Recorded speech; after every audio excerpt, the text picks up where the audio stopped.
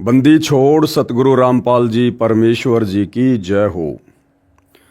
भाई और बहनों, पुस्तक भोगेगा अपना किया रे, इस पुस्तक के ऊपर वीडियो बनाने की श्रृंखला जारी है।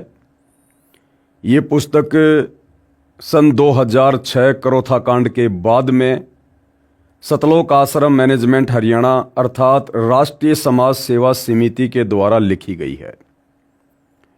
ये पुस्तक हमें बहुत सारी अनसुनी बातों से परिचित करवाएगी, साथ में हमें बहुत से पॉइंट पर शिक्षा भी मिलेगी भक्ति मार्ग पर फूंक फूंक कर कदम रख कर चलने के लिए।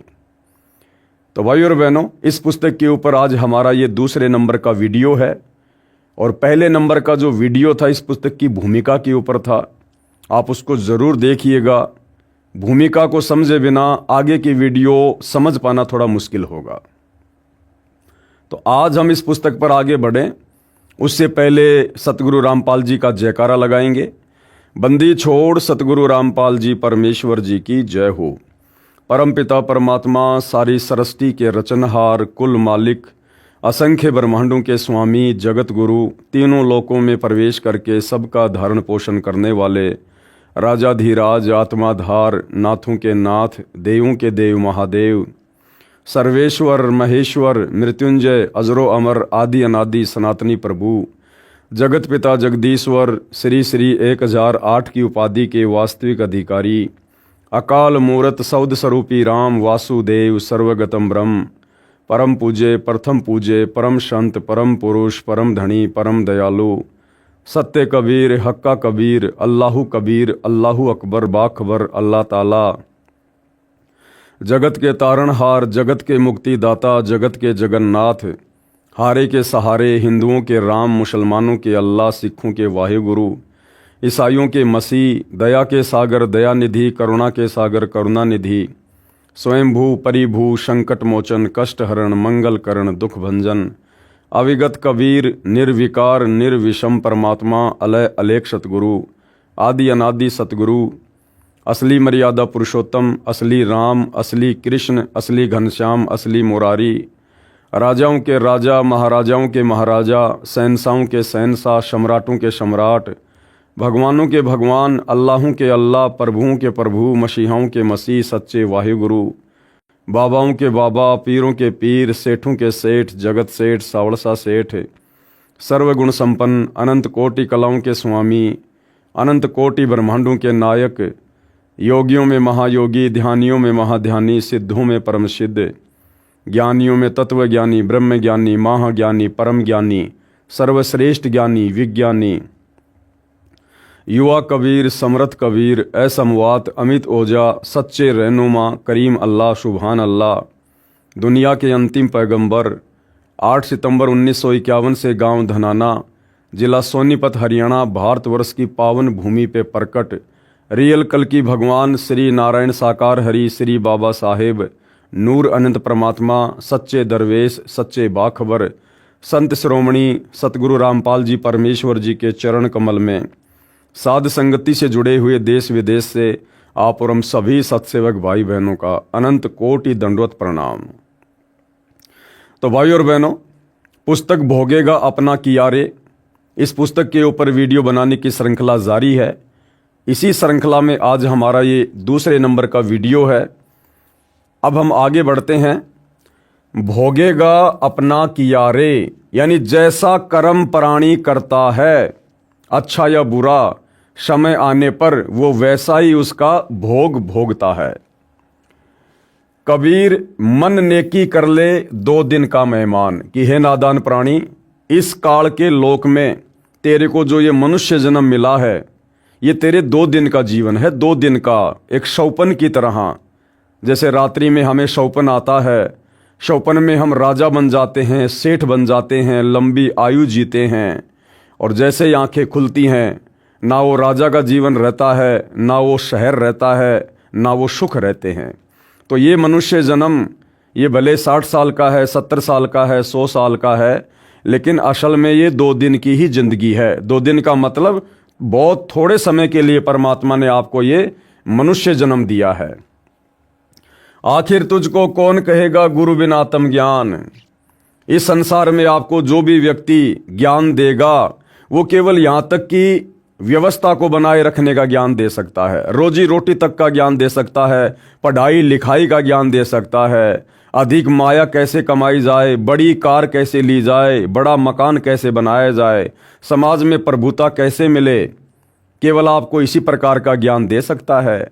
लेकिन आत्मज्ञान, मैं कौन हूँ, कहाँ से आया हूँ, मरने के बाद कहाँ जाऊँगा, क्यों जन्म रहा हूँ, क्यों मर रहा हूँ, आंखों के सामने बेटा बेटी क्यों मर जाते हैं, पिछले जन्म में कहाँ था, इस प्रकार का जो ज्ञान है ये आत्मज्ञान कहलाता है। यानी अपने विषय में जानना, मेरे को मनुष्य जन्म क्यों मिला है, बाकी अन्य प्राणी इतना कष्ट क्यों भोग रहे हैं गधे कुत्ते सूअर के शरीर में, इस मनुष्य जन्म का प्रयोजन क्या है, मूल मकसद क्या है, इसको कहते हैं आत्मज्ञान। तो कहते हैं गुरु के बिना, सतगुरु के बिना आत्मज्ञान और परमात्म ज्ञान नादान, ये जानकारी तुझे सांसारिक व्यक्ति नहीं दे सकते। आखिर तुझको कौन कहेगा गुरु बिन आत्मज्ञान। कबीर राम नाम रटते रहो जब तक घट में प्राण, और कभू तो दीन दयाल के भिनक पड़ेगी कान। कबीर मानुष जन्म दुर्लभ है मिले न बारंबार, तरवर से पत्ता टूट गिरे बहुर न लगता डार। कबीर परमेश्वर कहते हैं, हे नादान प्राणी, ये मनुष्य जन्म जो तुझे वर्तमान में सुलभ है, तुझे प्राप्त है, ये अति दुर्लभ है, अति दुर्लभ। 184 योनियां भोगने के बाद परमात्मा हमें एक मनुष्य जन्म देता है, और इस मनुष्य जन्म का टारगेट, लक्ष्य केवल यही होता है कि सच्चे सतगुरु की खोज करके, उनकी शरण ग्रहण करके और आजीवन मर्यादा में रहकर शास्त्र अनुकूल सत भक्ति करें, ताकि जन्म मरण से पीछा छूटे, 184 योनियों से पीछा छूटे। तो कहते हैं मानुष जन्म दुर्लभ है, ये मिले न बारंबार। जैसे तरवर से पत्ता टूट गिरे, तरवर यानी पेड़ से एक बार यदि पत्ता नीचे गिर गया, टूट गया, वापस उसी डारी पर नहीं लगता। तो एक बार ये मनुष्य जन्म छूट गया, ये आसानी से इतना जल्दी दोबारा नहीं मिलेगा, क्योंकि सत भक्ति केवल मनुष्य जन्म में ही हो सकती है। अन्य प्राणियों की योनियों में, शरीरों में हम भक्ति नहीं कर सकते। हमें जो ये विशेष बुद्धि जो प्राप्त है, सोचने की, समझने की, भक्ति करने की, कार्य करने की, ये केवल मनुष्य योनि में ही प्राप्त होती है। मानव को परमात्मा का अमर संदेश है कि हे मानव, यह शरीर बहुत मुश्किल से प्राप्त होता है, इसको प्राप्त करके शुभ कर्म कर, भक्ति कर, किसी की आत्मा को ना दुखा।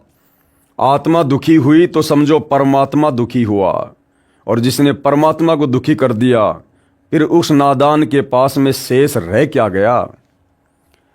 कबीर गरीब को न सताइए जाकी मोटी हाय, और बिना जीव की श्वास से लो वशम हो जाए। गरीब आदमी, दुखी आदमी, परमात्मा कहते हैं कभी भी उसकी हाय नहीं लेनी चाहिए। ये मनुष्य जन्म का लक्षण है कि हमने कभी किसी को दुखी करना ही नहीं चाहिए। भले हमें कोई दुखी कर दे, उसे हम सहन कर लें, लेकिन हमारे से मन कर्म वचन से किसी की आत्मा को जरा भी ठेस ना पहुंचे। कबीर परमेश्वर जी अपनी वाणी में कहते हैं, कबीरा आप ठगाइए और न ठगिए कोई, आप ठगाए सुख होत है औरों को ठगे दुख होए। तो कहते हैं यदि कोई दीन दुखी को सताता है, दुखी करता है, तो वो निर्बल व्यक्ति उसका कर कुछ नहीं पाएगा। वो एक कोने में बैठ के रोएगा, परमात्मा को याद करेगा, और जब आत्मा दुखी होती है तो उसकी पुकार परमात्मा के पास जाती है। और यदि परमात्मा ने एक्शन ले लिया तो नादान प्राणी फिर तेरा होगा क्या।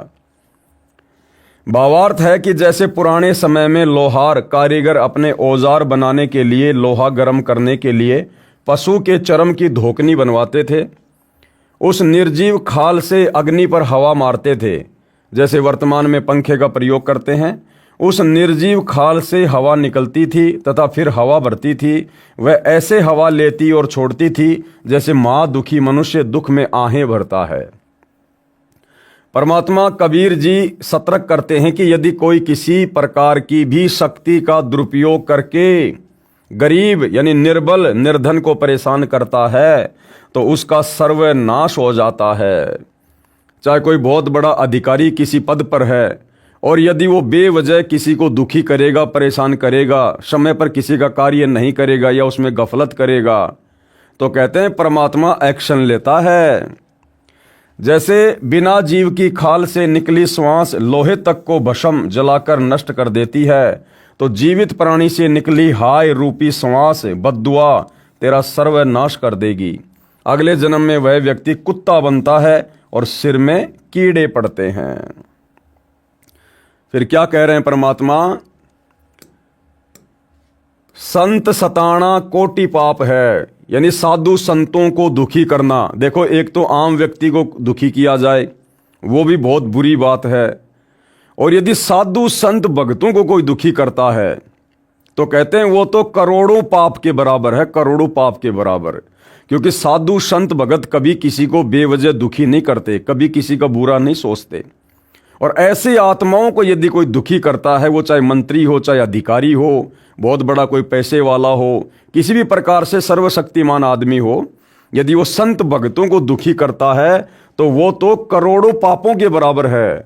अनगिन हत्या अपराधम संत सताए साहिब दुख पावे कर देत बर्बादम।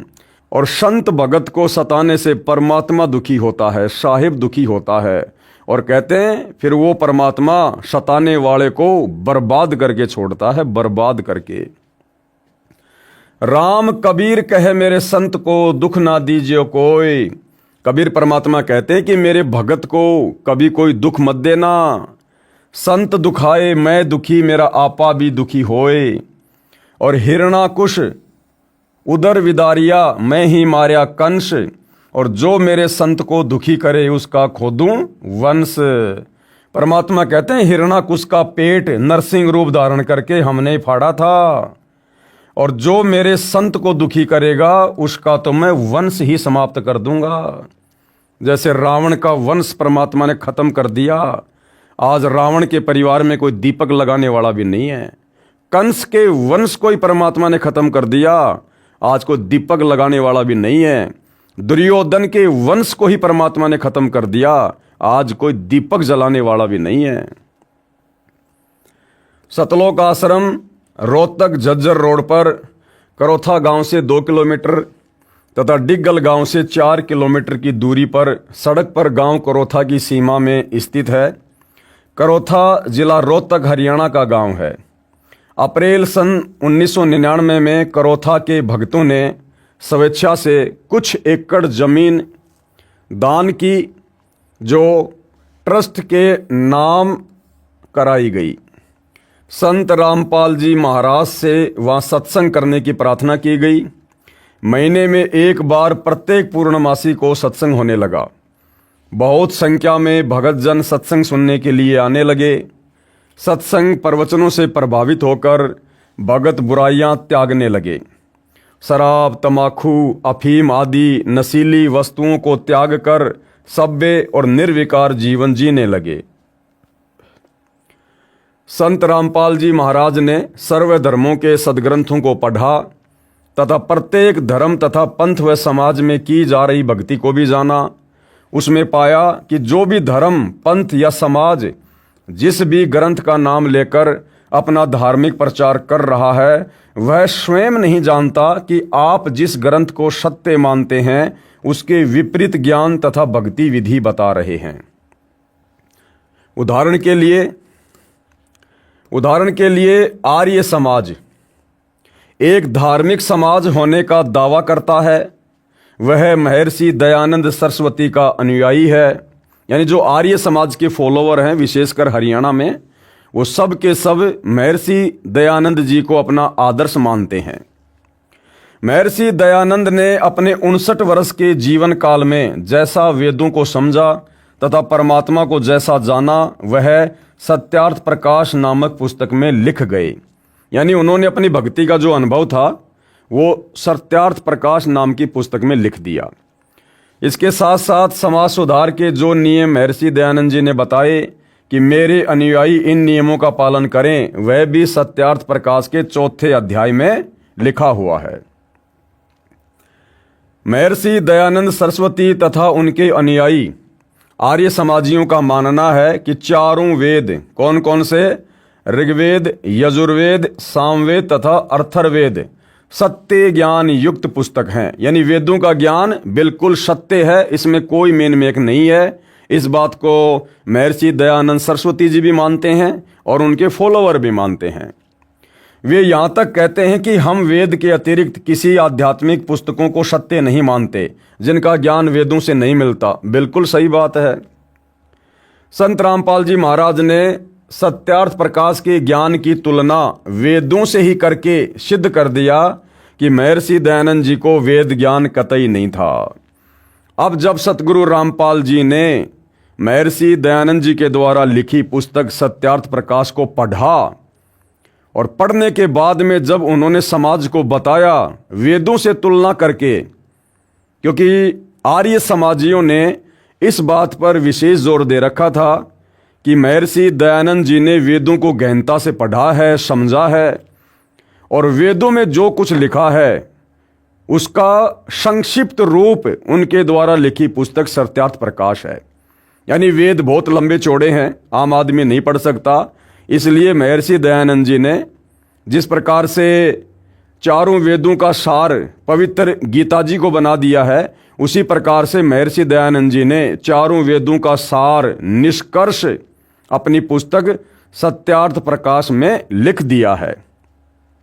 और सतगुरु रामपाल जी ने जब महर्षि दयानंद जी के द्वारा लिखी उस पुस्तक को पढ़ा और वेदों से तुलना की तो पाया कि महर्षि जी के द्वारा लिखी गई सत्यार्थ प्रकाश का ज्ञान तो वेदों के बिल्कुल विपरीत है।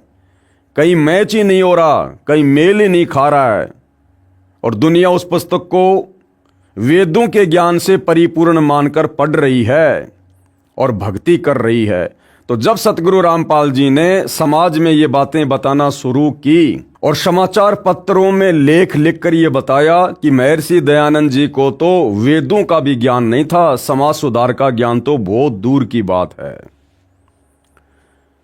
सत्यार्थ प्रकाश के ज्ञान की तुलना वेदों से ही करके सिद्ध कर दिया कि महर्षि दयानंद जी को वेद ज्ञान कतई नहीं था, न ही उनको समाज सुधार का ज्ञान था, क्योंकि वे स्वयं तमाकू सूंघते थे। महर्षि दयानंद जी तमाकू सूंघा करते थे। अरे समाज सुधारक तो लोगों को नशे से दूर करते हैं और महर्षि दयानंद जी खुद तमाकू सूंघा करते थे, हुक्का पिया करते थे, भांग पिया करते थे, तमाकू खाते थे और हुक्का पीते थे। सन 1875 में आर्य समाज की स्थापना हुई। सन 1877 में स्वयं हुक्का पीते थे।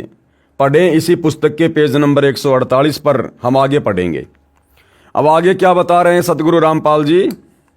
महर्षि दयानंद का वेद विरुद्ध आध्यात्मिक ज्ञान, यानी सत्यार्थ प्रकाश में कहाँ कहाँ वेदों के विरुद्ध ज्ञान दयानंद सरस्वती जी ने लिख रखा है। सतगुरु रामपाल जी ने उस पुस्तक को गहनता से पढ़कर समाज के सामने प्रस्तुत किया।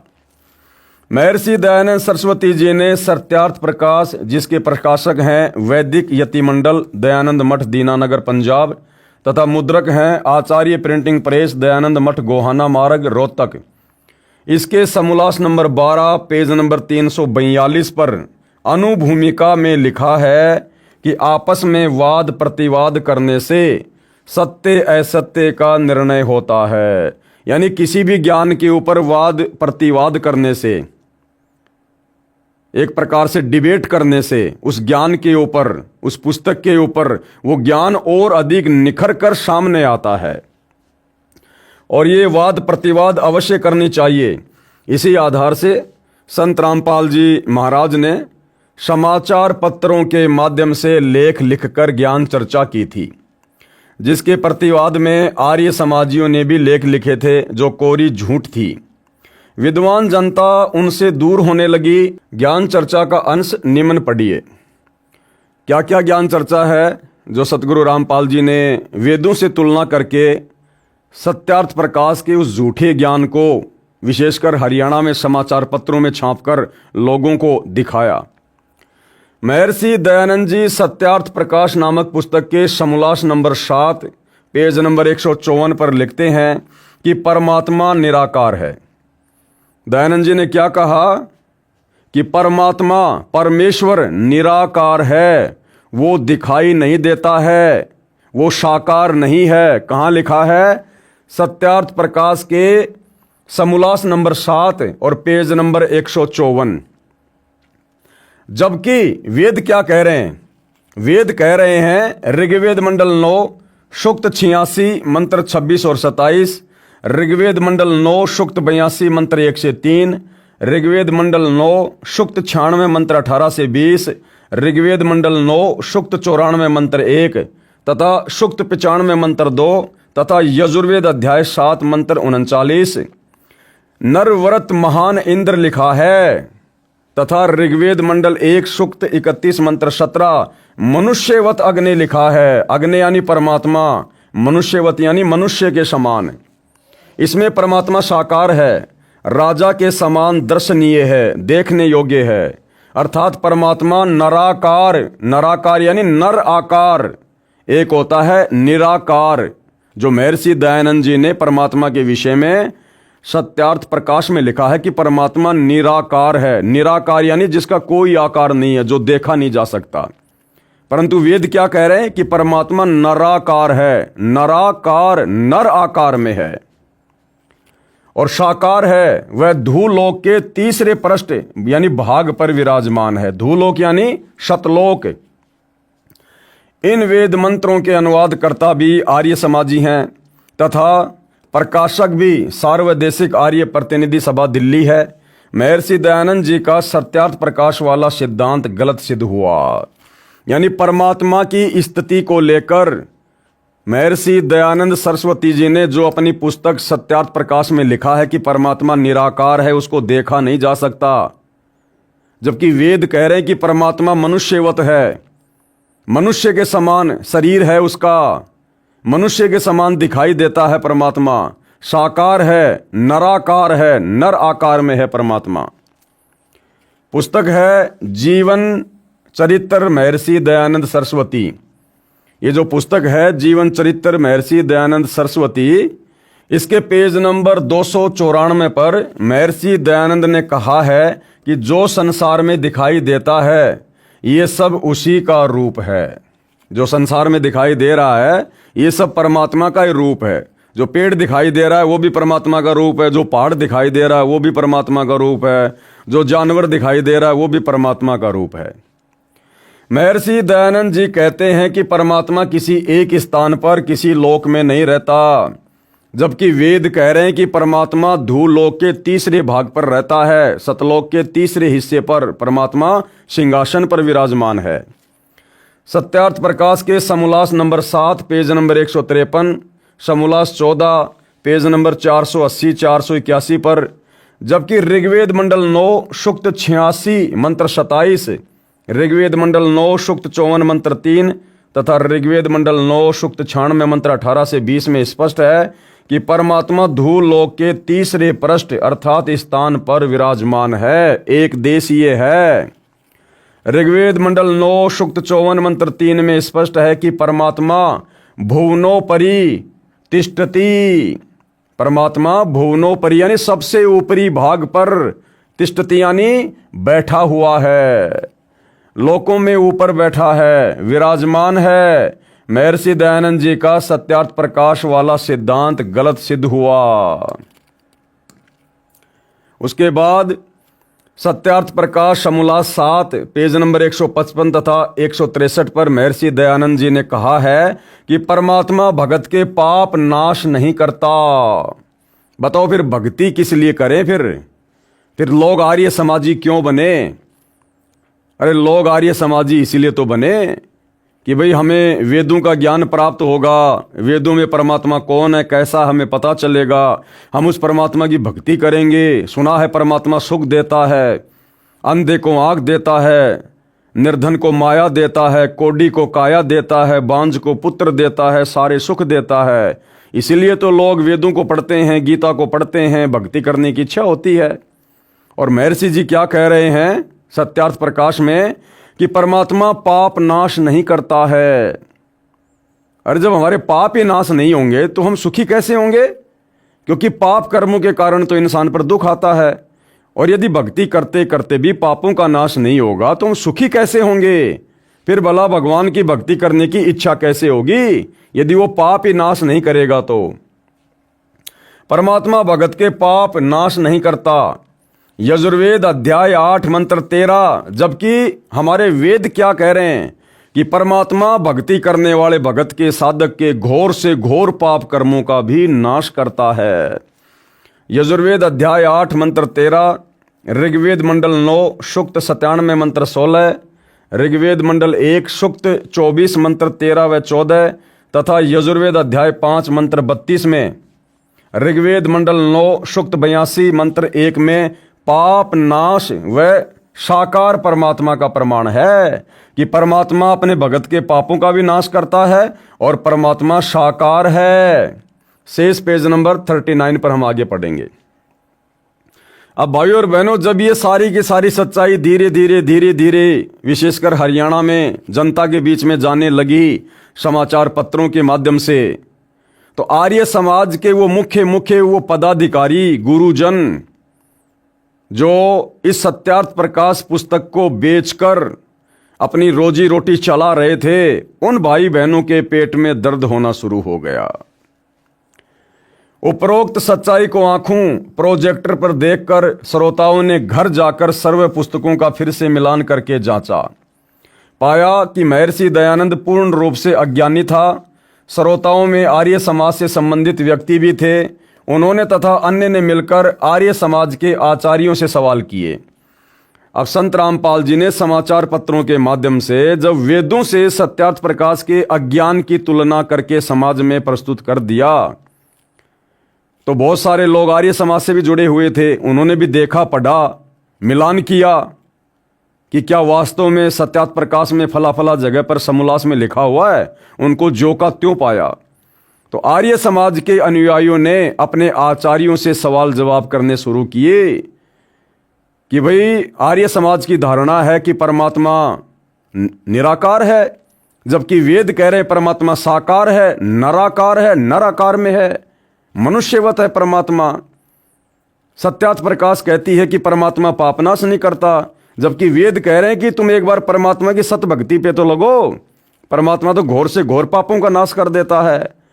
तो जब इस प्रकार के सवाल आर्य समाज से जुड़े लोग अपने आचार्यों से करने लगे तो उन आचार्यों को दिक्कत होना शुरू हो गई। श्रोताओं ने आर्य समाज से संबंधित व्यक्ति भी थे।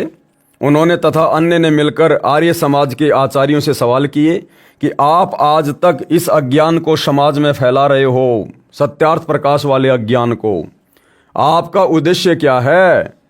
एक दो आचार्यों को सर्व प्रमाण दिखाए। उन्होंने कहा कि यह सत्यार्थ प्रकाश नकली है। अब और तो कहीं उनकी दाल गली नहीं। उन आर्य समाजियों ने क्या कहा, उन आचार्यों ने, कि भाई जो सत्यार्थ प्रकाश संत रामपाल जी दिखा रहे हैं वो नकली है, नकली। श्रोताओं ने कहा कि क्यों पढ़े लिखों को मूर्ख बनाते हो, अब नहीं चलेगा। देखो आपके झज्जर गुरुकुल से खरीदा गया है, ये रसीद है, आचार्य प्रिंटिंग प्रेस, दयानंद मठ, गोहाना मार्ग, रोहतक से छपा है। तो आर्य समाज के अनुयायियों ने कहा कि भैया हमने तो आप ही के झज्जर गुरुकुल से खरीदी है, अब आप लोग ही नकली छाप रहे हो तो हम क्या करें। और संत रामपाल जी ने जिस सत्यार्थ प्रकाश को दिखाया है वही सत्यार्थ प्रकाश ज्यों का त्यों हम आपके गुरुकुल से लेकर आए थे। और जैसा संत रामपाल जी बता रहे हैं, किस समोल्लास पर है, किस पेज पर क्या लिखा हुआ है, ज्यों का त्यों लिखा हुआ है। तो लोगों ने कहा कि भैया ऐसे तुम्हारी दाल नहीं गलने वाली है। आर्य समाज के आचार्यों का कर्तव्य तो यह बनता था कि सत्य को आंखों देखकर आप भी सावधान होते तथा अपने अनुयायियों को भी बताते कि यह सत्यार्थ प्रकाश पूर्ण रूप से सत्य से परे है।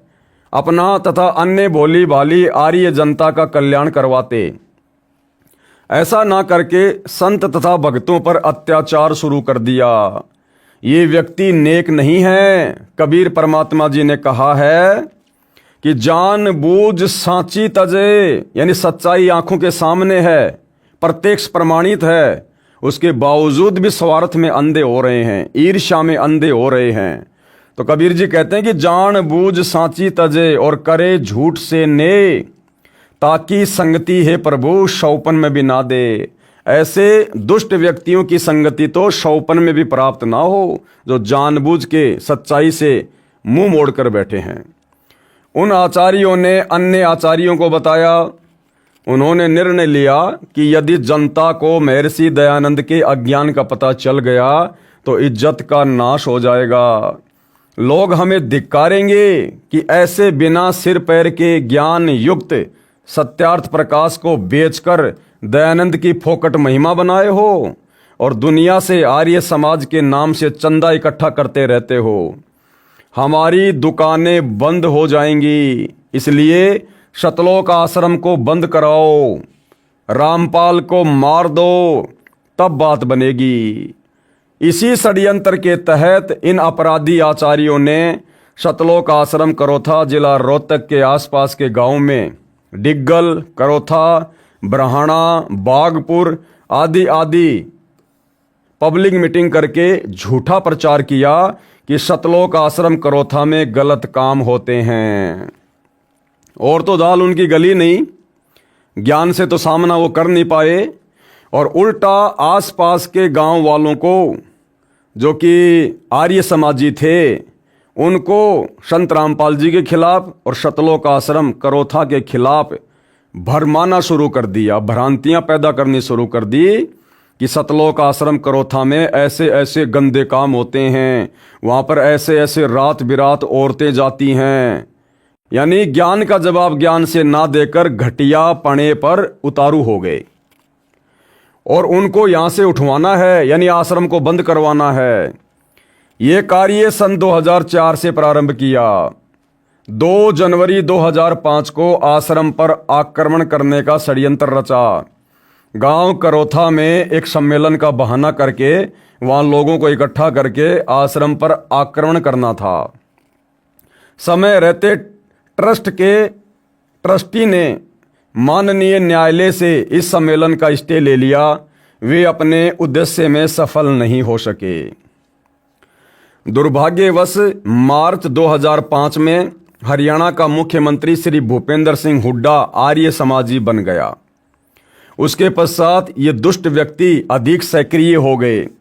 जनता तथा मुख्यमंत्री को सच्चाई ना बताकर झूठ के आधार से आश्रम करोथा को नष्ट करने तथा संत रामपाल जी महाराज को जान से मारने का षड्यंत्र रचकर 12 जुलाई 2006 को अपने घिनौने कार्य को अंजाम देने के लिए आश्रम करोथा पर आक्रमण कर दिया।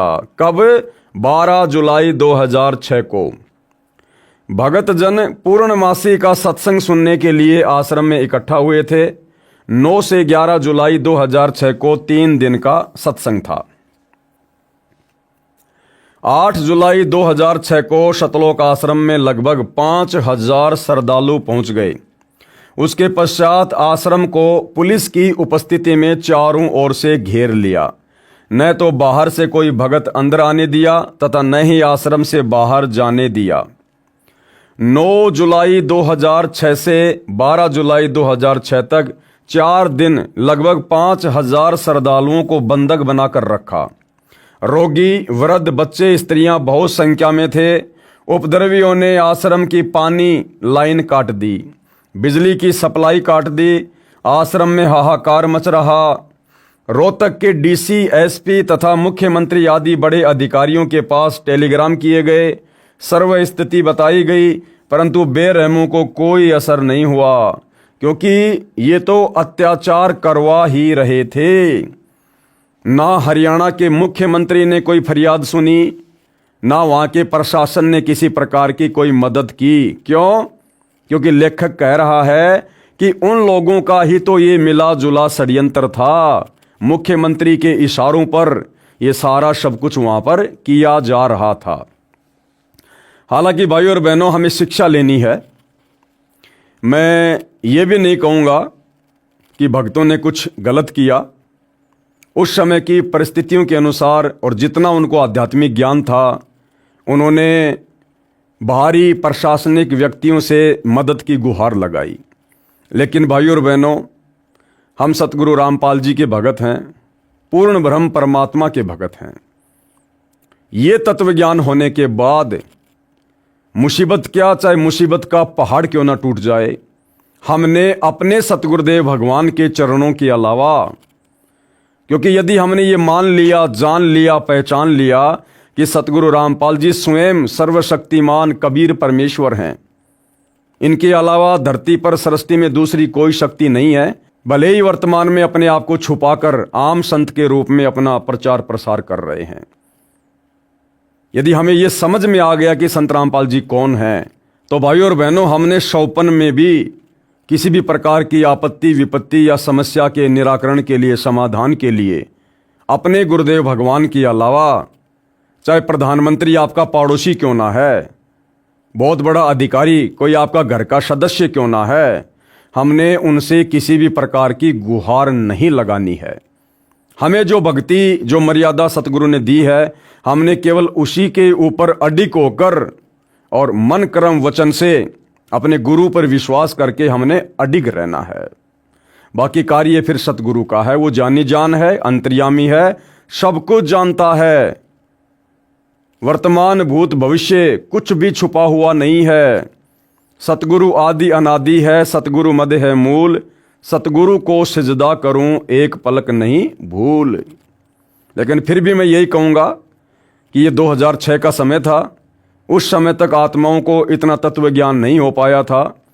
अपने गुरुदेव भगवान की वास्तविक स्थिति से वो भगत भाई बहन परिचित नहीं थे, जिस कारण से उन्होंने प्रशासन की मदद लेना उचित समझा, जबकि सर्वशक्तिमान परमात्मा उन्हीं के पास उसी आश्रम में बैठा हुआ था। 12 जुलाई 2006 को लगभग दिन के 12 बजे 8 से 10 हजार उपद्रवियों ने सतलोक आश्रम पर चारों ओर से आक्रमण कर दिया। पुलिस ने पहले तो रोकने के लिए गोलियां चलाई, जिसमें लगभग 56-57 उपद्रवी घायल हो गए तथा एक गांव बागपुर का सोनू नामक युवक मारा गया। फिर पुलिस दूर खड़ी होकर देखती रही। हरियाणा सरकार ने घायलों को 50-50 हजार रुपये इनाम दिए। ये भाइयों और बहनों, सरकार ने बहुत गलत किया। उन उपद्रवियों को जो जबरन सतलोक आश्रम करोथा के ऊपर आक्रमण करने के लिए आए और वो पुलिस की ही गोलियों से घायल हुए, और सरकार जिसका ये कर्तव्य बनता था इस मामले की पूरी जांच की जाए, इस मामले में दोषी कौन है, उसके बाद उन दोषियों को सजा देनी थी, लेकिन दोषियों को सरकार 50-50 हजार का इनाम दे रही है। और उस समय सरकार किसकी थी? उसी भूपेंद्र सिंह हुड्डा की। उस समय वो कांग्रेस सरकार में हरियाणा का मुख्यमंत्री था भूपेंद्र सिंह हुड्डा। और उसी भूपेंद्र सिंह हुड्डा को भाइयों और बहनों वर्तमान 2019 में सतलोक आश्रम मैनेजमेंट के द्वारा उसको समर्थन दिया गया। उसको हरियाणा का फिर से मुख्यमंत्री बनाने के लिए सतलोक आश्रम वालों ने अपना पूरा समर्थन दिया और हरियाणा के भगत समाज से संत रामपाल जी का ही नाम लेकर और भूपेंद्र सिंह हुड्डा को एक बार फिर से हरियाणा का मुख्यमंत्री बनाने के लिए उसको वोट डलवाए गए, उसी भूपेंद्र सिंह हुड्डा को। हरियाणा सरकार ने घायलों को 50-50 हजार रुपये इनाम दिए। मृतक के पिता को 5 लाख रुपए तथा घर के एक सदस्य को नौकरी दी। और गांव बागपुर का सोनू नाम का लड़का जो पुलिस की गोली से मरा था, उसके पिता को 5 लाख रुपए और घर के एक व्यक्ति को सरकारी नौकरी भी दी गई। सतलोक आश्रम करोथा को नाजायज तरीके से धारा 145 लगाकर सरकार ने कब्जे में कर लिया तथा झूठा मुकदमा संत रामपाल जी महाराज तथा भक्तों पर बना दिया। परमात्मा का विधान है कि पावेगा अपना कियारे, भोगेगा अपना कियारे। परमात्मा के घर देर है, अंधेर नहीं है। आर्य समाजियों की साजिश के शिकार होकर इस पाप में सबसे ज्यादा भूमिका गांव डिगल, करोथा, बरहाना तथा बागपुर की थी, जिसके परिणाम स्वरूप इन गांवों को कितना कहर सहना पड़ रहा है। अब भी इनकी आंखें नहीं खुल रही हैं। एक व्यक्ति मांगेराम पुत्र पृथ्वी गांव डिग्गल में अन्य गांव से आकर बसा है। उसका गोत्र भी अहलावत नहीं है। यह चापलूस तथा अपराधी किस्म का व्यक्ति है। डिग्गल गांव के लोगों को बहकाकर अपराध करवाता है। वे इसके अपराधी जाल को समझ नहीं पा रहे हैं। इसके अपराधों के कारण 3 मुकदमे आश्रम के भक्तों ने कर रखे हैं, जिनमें से 2 में ये भगोड़ा हो चुका है। एक दिन समय आएगा इसका तथा इसके पुत्रों को, जो इसके साथ अपराध में शामिल थे, वे भी भगोड़े हो चुके हैं। पुलिस पकड़ेगी तथा 6 महीने जमानत भी नहीं होगी और सजा भी होगी। मांगेराम का एक लड़का अपहरण करके फिरौती रूप में रुपए मांगने के मुकदमे में सजा प्राप्त है। दिल्ली की तिहाड़ जेल में पड़ा है। यही अपराध मांगेराम तथा मांगेराम के इसी पुत्र तथा अन्य पुत्रों व अन्य कई अपराधियों को साथ लेकर आश्रम के भगत के साथ किया था, जिसमें यह भगोड़ा है। इस व्यक्ति ने आर्य समाज से रुपए लेकर स्वयं खा लिए। गांव के भोले युवकों को बहकाकर शराब पिलाकर आश्रम के भक्तों के साथ जुल्म करवाए। उनका कहर अब गांव डिग्गल भोग रहा है। इसका अधिक सहयोग जयसिंह, जो 27 गांव का प्रधान है, वो दे रहा है। इसका भी नाश करा दिया। पढ़िए नीचे लिखे प्रमाण। अब देखो भाइयों और बहनों, संत सजाने की सजा कितनी भयंकर होती है।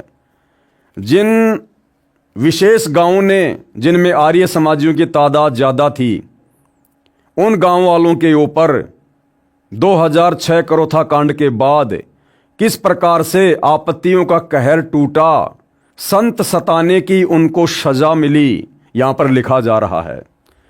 डिग्गल गांव में मौत का कहर। हम बड़े दुख के साथ लिख रहे हैं कि कुछ दुष्ट लोगों के बहकावे में आकर सन 2006 में करोथा कांड करके संत तथा भक्तों को सताकर कैसा कष्ट उठा रहे हैं। करोथा आश्रम के आसपास के गांव हम किसी का अपमान करने का उद्देश्य नहीं रखते, अपितु सतर्क करना चाहते हैं कि अब तो आंखें खोल लो और कितना नाश करना चाहते हो। संत तथा भगत कभी बद्दुआ नहीं देते, वे परमात्मा के सामने रोते हैं। परमात्मा ही उन अपराधियों को दंड देता है। लेखक क्या कह रहा है कि संत भगत हमेशा परमात्मा के आगे रोते हैं, फिर परमात्मा ही उनको दंड देता है। भाई, जब करोथा कांड हो रहा था तो फिर प्रशासन से मदद क्यों मांगी गई? परमात्मा तो वहीं आश्रम में बैठे हुए थे संत रामपाल जी के रूप में। फिर आश्रम के भक्तों ने प्रशासन से मदद क्यों मांगी? क्या परमात्मा सक्षम नहीं था, या आप लोग उस समय सतगुरु रामपाल जी को परमात्मा के रूप में नहीं मान रहे थे? दोनों में से एक कारण है। गांव डिग्गल का एक अभय नाम का आदमी का लड़का भुंडू आश्रम में घुसा और भक्तों के साथ झगड़ा किया। उस लड़के की छाती में कैंसर हो गई, मौत को प्राप्त हुआ। अब देखते जाना भाइयों और बहनों, किस प्रकार से लाशों की लाइन लगती है। जिन लोगों ने 2006 करोथा कांड में विशेष भूमिका निभाई, संत को दुखी किया, भक्तों को दुखी किया, परमात्मा का विधान उनके ऊपर लागू हुआ। अभय ने गुरुजी तथा भक्तों पर झूठा मुकदमा किया था। अभय ने भक्तों पर और सतगुरु रामपाल जी पर झूठा मुकदमा किया था, जिसकी सजा फिर आगे चलकर उसने पाई, जो न्यायालय में निराधार साबित हुआ। कुछ दिन के बाद उसकी जीभ में कैंसर हो गई। 3 महीने तक भूखा मरता रहा और अंत में तड़फ तड़फ कर मर गया। फिर उसी आदमी अभय का बड़ा बेटा रोहतास, जिसके पूरे शरीर पर फोड़े निकल आए और कोढ़ की तरह चोने लगा और 1 महीने तक कपड़े नहीं डाले, सिर्फ चादर ढके रहता और अंत में तड़फ तड़फ कर मर गया। उसी अभय का तीसरा बेटा गोली खाकर मर गया। इस प्रकार उसके 3 बेटे तथा स्वयं तड़फ तड़फ कर मरे। नंबर 2, अन्य गांव से आया हुआ वर्तमान में डिग्गल गांव में रह रहा एक आदमी मांगेराम पुत्र पृथ्वी ने आश्रम वालों के साथ बेवजह झगड़ा किया और आश्रम वालों के खिलाफ आर्य समाजियों के साथ मिलकर कई साजिशें रची। वह कहता था कि गुरुजी को जेल भेजकर रहेगा। कुछ दिन के बाद उसका बेटा ही एक धनी के बच्चे के अपहरण केस में जेल चला गया और उसे उम्र कैद की सजा हो गई। नंबर 3, डिग्गल गांव का जयसिंह नामक एक आदमी जो 27 गांवों का प्रधान है, उसने आश्रम से पानी की मोटरें उठवाई, पानी के पाइपों को तुड़वाया और आश्रम की बिजली के तार कटवाए। कुछ दिन के बाद उसके छोटे बेटे ने किसी औरत के साथ दुर्व्यवहार किया और जहर निगल कर मर गया। जयसिंह का दूसरा बेटा हार्ट अटैक के कारण मर गया। आगे नंबर 4, डिग्गल गांव का रणबीर नामक एक आदमी आश्रम पर आक्रमण करने गया, पुलिस की गोलियों से घायल हुआ, सरकार से इनाम में 50,000 रुपए लाया। उसी दिन से उसका बेटा पागल हो गया। आगे नंबर 5, डिग्गल गांव का महिपाल नामक एक आदमी आश्रम पर आक्रमण करने गया, पुलिस की गोलियों से घायल हो गया, सरकार से इनाम में 50,000 रुपए लाया।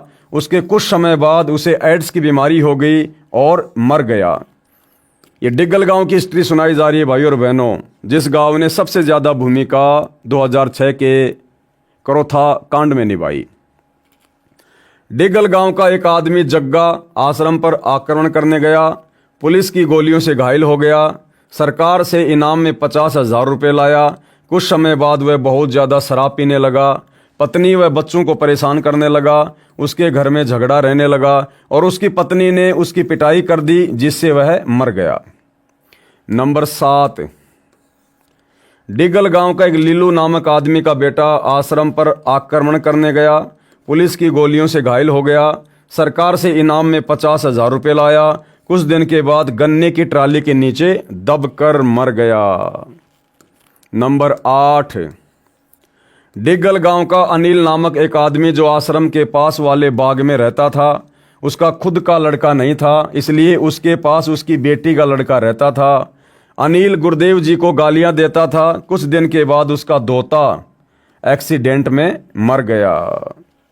आगे नंबर 9, डिग्गल गांव की एक भगतमती दर्शना ने सन 2006 के बाद गुरुदेव जी का नाम छोड़ दिया और गुरुदेव जी को गालियां देने लगी। कुछ दिनों के बाद उसके बेटे की पत्नी, उसका पति, दोनों बेटे मर गए। उसने अपनी बेटी की 4 बार शादी की, जिसमें से 3 बार उसकी लड़की छोड़ दी गई और चौथी बार उसका पति मर गया।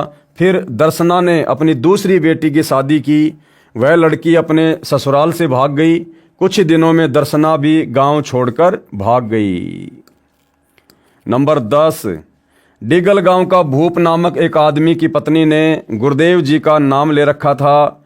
मांगे राम नामक आदमी के कहने पर उसने अपनी पत्नी का नाम तुड़वा दिया और अपनी पत्नी को जबरदस्ती हुक्का पिला दिया।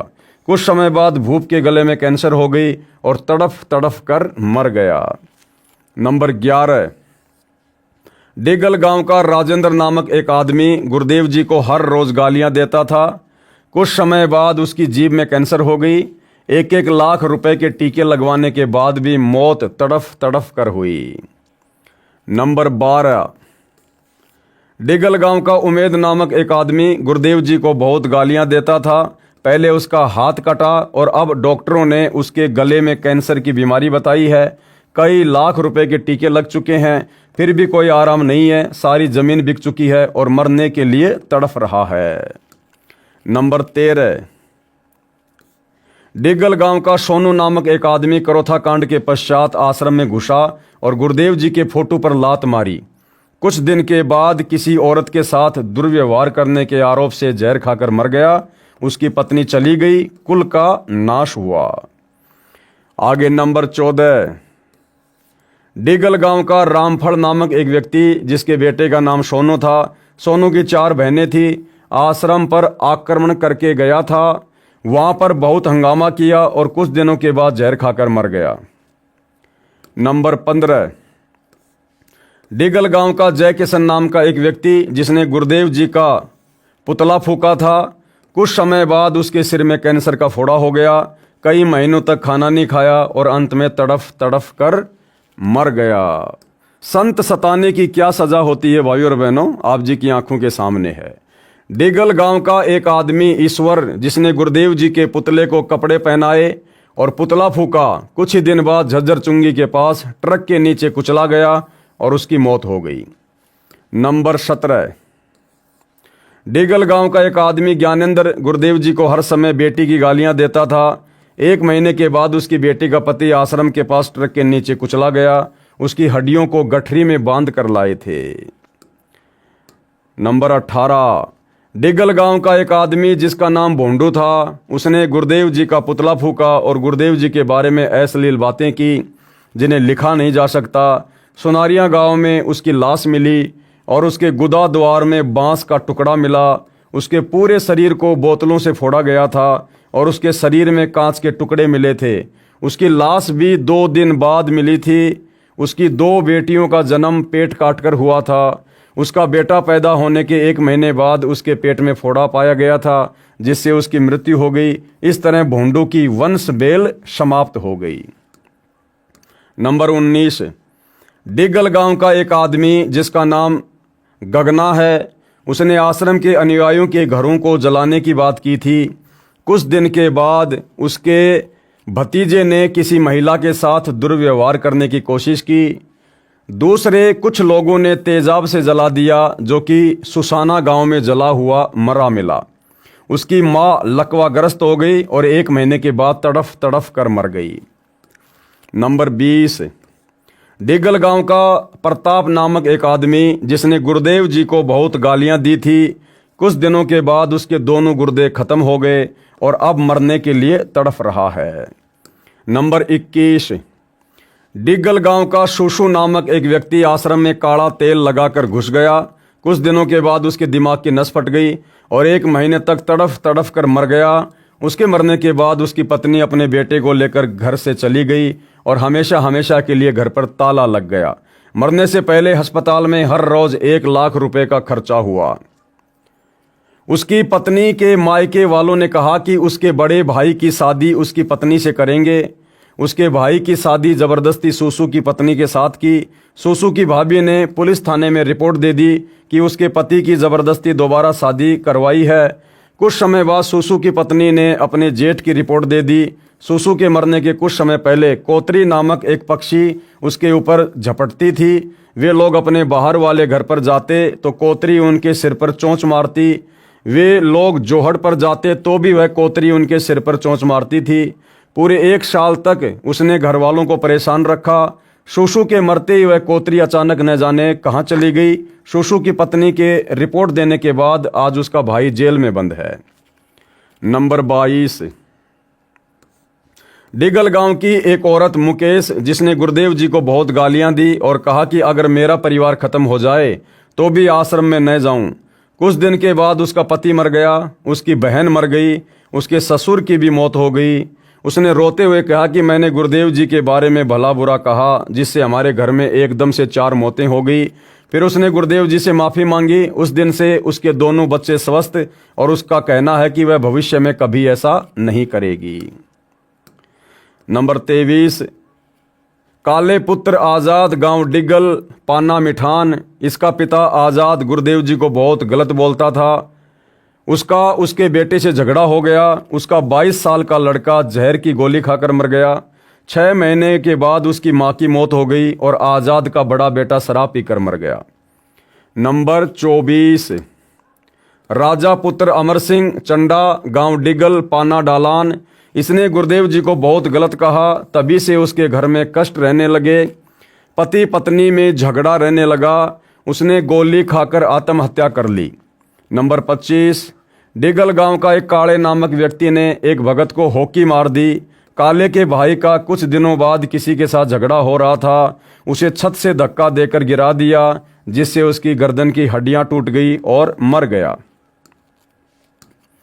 नंबर 26, डिगल गांव का एक व्यक्ति जिसका नाम पप्पू है, उसने आश्रम से बहुत सामान उठाया था और आर्य समाज का सेवक था। इस काम की वजह से वह अब पागल हो चुका है। नंबर 27, डिगल गांव का बिंदु नामक एक व्यक्ति भी जो आश्रम में दंगा करवाने में शामिल था। उसकी पत्नी का देहांत हो चुका है तथा उसके परिवार में झगड़ा है। वह भी पूरी तरह से दूसरों के अधीन हो चुका है। खुद वह सोच भी नहीं कर सकता, यानी फ्रेश होने भी नहीं जा सकता, ऐसी हालत है। नंबर 28, डिगल गांव की कमला नाम की एक औरत है जिसने सतगुरु रामपाल जी महाराज को गाली दी थी और भला बुरा भी कहा था। आज वह चल भी नहीं सकती, उसके दोनों पैर खराब हो चुके हैं। नंबर 29, डिगल गांव का नियाली नाम की एक औरत जिसके बेटे ने गुरुदेव जी से नाम ले रखा है। वह हमेशा गुरुदेव जी को गालियां देती थी और उसने अपने बेटे का नाम तुड़वा दिया। उसने अपने लड़के को बाबा बनवा दिया। अब तक उसका पता नहीं चल पाया कि वो जिंदा है या मर गया। नियाली का दूसरा बेटा एक्सीडेंट में मर गया और उसके तीसरे बेटे का एक्सीडेंट हो गया और उसके पैरों में राड़ डाली गई है। उसका सारा शरीर बेकार हो गया। वह खुद कुछ भी नहीं कर सकता। निहाली का पति भी तड़फ तड़फ कर मर गया। नंबर 30, डिगल गांव का एक आदमी जिसका नाम चेतराम था, उसकी पत्नी ने गुरुदेव जी से नाम ले रखा था। कुछ समय बाद उसकी पत्नी ने नाम तोड़ दिया। दोनों मिलकर गुरुदेव जी को गाली देने लगे। चेतराम के शरीर में भयंकर बीमारी हो गई। वह बेचैन रहने लगा। कभी बिजली की तारें पकड़ता, कभी घर से भाग जाता। अंत में जोहड़ में डूबकर मर गया। नंबर 31, डिगल गांव का आज़ाद नामक एक आदमी जिसकी पत्नी ने गुरुदेव जी से नाम ले रखा था, वह अपनी पत्नी से कहता था कि तुम्हारे गुरुदेव जी तो पैर दबवाते हैं, तुम नाम छोड़ दो, और अपनी पत्नी से गलत बातें कहता। उसे खुजली की बीमारी लग गई। मेडिकल में भी इलाज नहीं हो पाया और 3 साल बाद तड़फ तड़फ कर मर गया। नंबर 32, डिगल गांव का सोनू नामक लड़का अपने माँ बाप का इकलौता लड़का था। उसके माता पिता भी गुरुदेव जी को गालियां देते थे। सोनू शराब के ठेके पर रहता था। जब आश्रम पर आक्रमण हुआ तो वह अपने दोस्तों के साथ बंदूक लेकर आया था। वह स्वयं भी गुरुदेव जी को गालियां देता था। कुछ समय बाद उसी के दोस्तों ने, जो उसके साथ आक्रमण करने आए थे, उन्होंने आपसी झगड़े में सोनू की गोली मारकर हत्या कर दी। नंबर 33, डिगल गांव का करणे नामक एक आदमी जिसकी पत्नी ने गुरुदेव जी से नाम ले रखा था।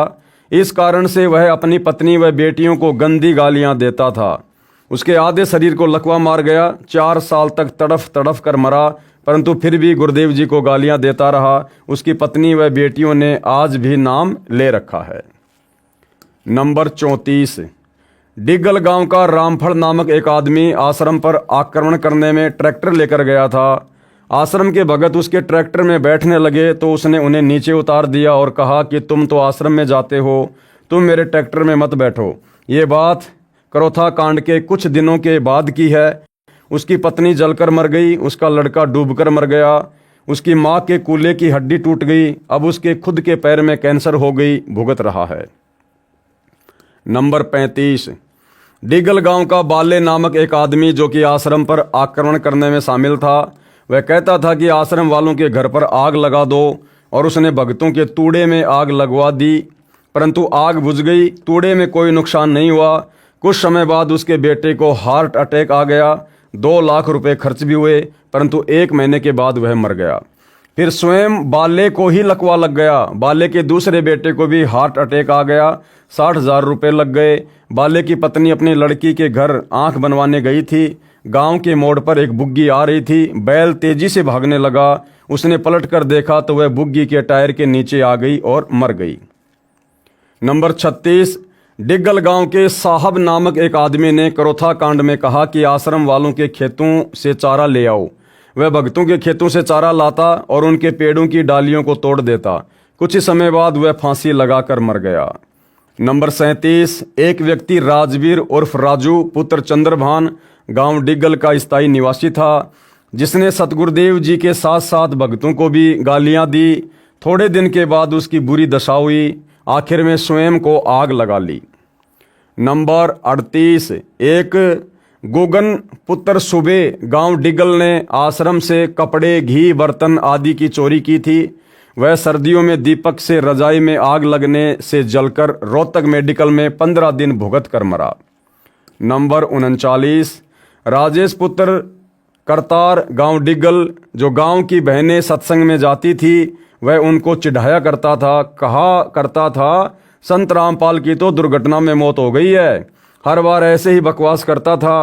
कुछ दिन के पश्चात वह सड़क दुर्घटना में मारा गया, सड़क पर मरा हुआ मिला। इसी गांव में अनेकों व्यक्ति और हैं जिनको अपने किए का दंड मिला है। पुस्तक विस्तार को मद्देनजर रखते हुए नहीं लिख रहे हैं, समझदार को संकेत ही पर्याप्त होता है। परमात्मा ने संत तथा भक्तों को सताने वालों का सूड़ सा काट दिया। सूड़ सा काटना, खेतों को संवारने के लिए किसान एक के बाद एक झाड़ बोझड़े को अंधाधुंध काट कर फेंकता है और खेत को कांटे रहित करता है। सूड़ काटना हरियाणा की भाषा में कहा जाता है। तो भाइयों और बहनों, आपने ये कुछ उदाहरण देख लिए गांव डिग्गल के, क्योंकि जिन गांवों ने सबसे ज़्यादा भूमिका निभाई थी करोथा कांड के समय, संत रामपाल जी व भक्तों को दुखी करने में, परेशान करने में, अंत में किस प्रकार से दुर्गति से उनकी मौत हुई है। अब भाइयों और बहनों, देखो, विचार करने की बात है। परमात्मा कभी भी पक्षपात नहीं करता है, चाहे अपना हो चाहे पराया हो। जो परमात्मा सतगुरु रामपाल जी हम भक्तों को शिक्षा देते हैं कि भाई पक्षा पक्षी के कारणे सब जग रहा भुलान और निष्पक्ष होकर हरि भजय वो है संत सुजान। तो परमात्मा अपनी आत्माओं में चाहे भगत हो चाहे जगत हो, किसी में कोई भेदभाव नहीं करता है। सतगुरु का एक लक्षण है कि वे समदृष्टि होते हैं। जो जैसा करता है समय आने पर अपना भोगता है, और पुस्तक भी यही है, भोगेगा अपना कियारे। तो सतलोक आश्रम वाले कह रहे हैं कि जिन डिग्गल गांव वालों ने सतगुरु रामपाल जी के भक्तों को दुखी किया, परेशान किया, उनको गालियां दी और उन भक्तों को डंडू से मारा, अंत में उन लोगों की किस प्रकार दुर्गति से मौत हुई है, परिवार के परिवार उजड़ गए। भाइयों और बहनों, वो डिग्गल गांव वाले थे या झज्जर गांव वाले थे या बागपुर गांव वाले थे, उन्होंने जो गलतियां की वो गलतियां तो हैं। संत को चाहे अनजाने में दुखी करो चाहे जानबूझ के दुखी करो, वो कर्म तो बन गया, लिखा गया, जो आगे चलकर भोगना भी होता है।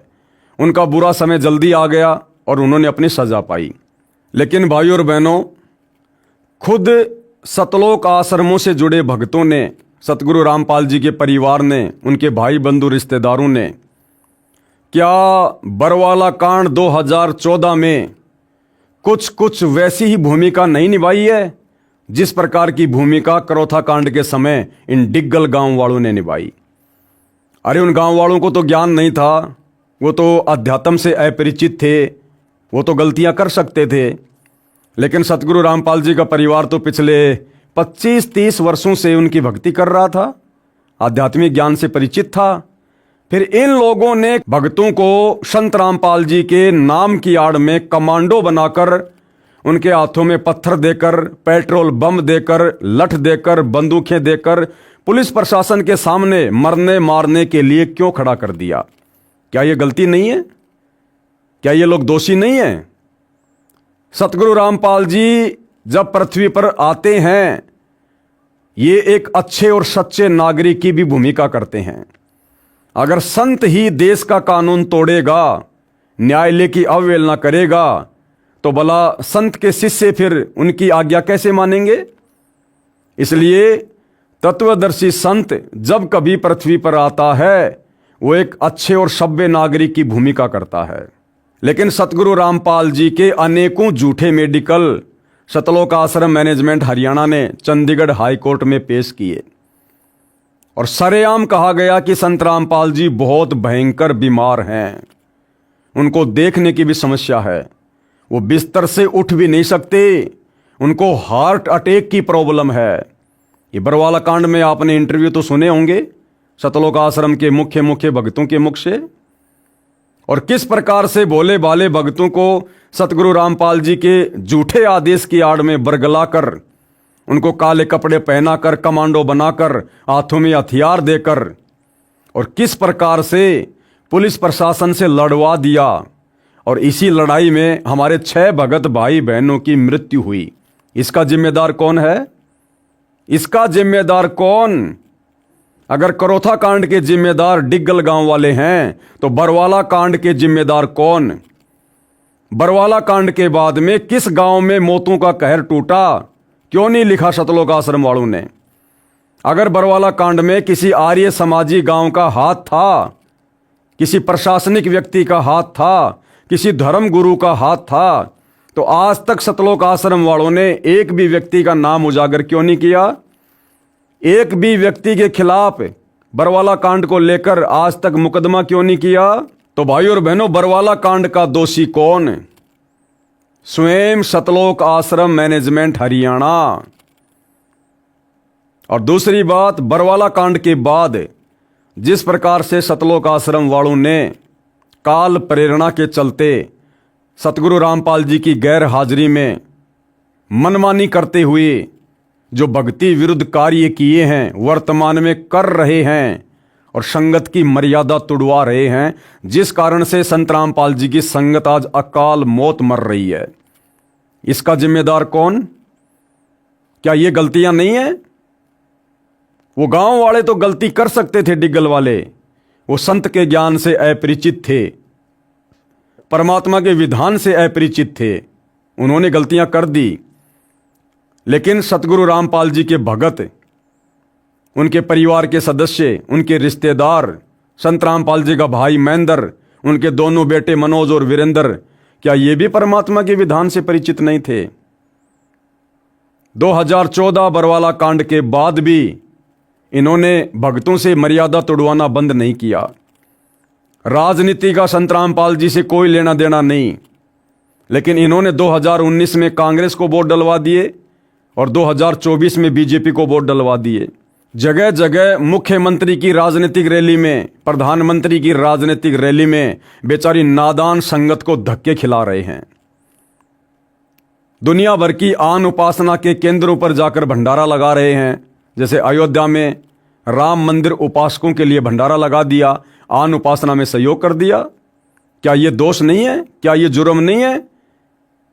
30 मई 2025 को रोहतक में परशुराम की जयंती पर, जिस जयंती से सतगुरु रामपाल जी का, उनके पंथ का, उनके भक्तों का किसी प्रकार से कोई लेना देना नहीं है, उस समाधि स्थल पर, उस परशुराम की जयंती पर हरियाणा रोडवेज की 500 बसों में बैठाकर राजनीतिक इशारों पर संत रामपाल जी के 50,000 भक्तों को वहां बैठा दिया गया, उनकी मर्यादा तोड़वाई गई।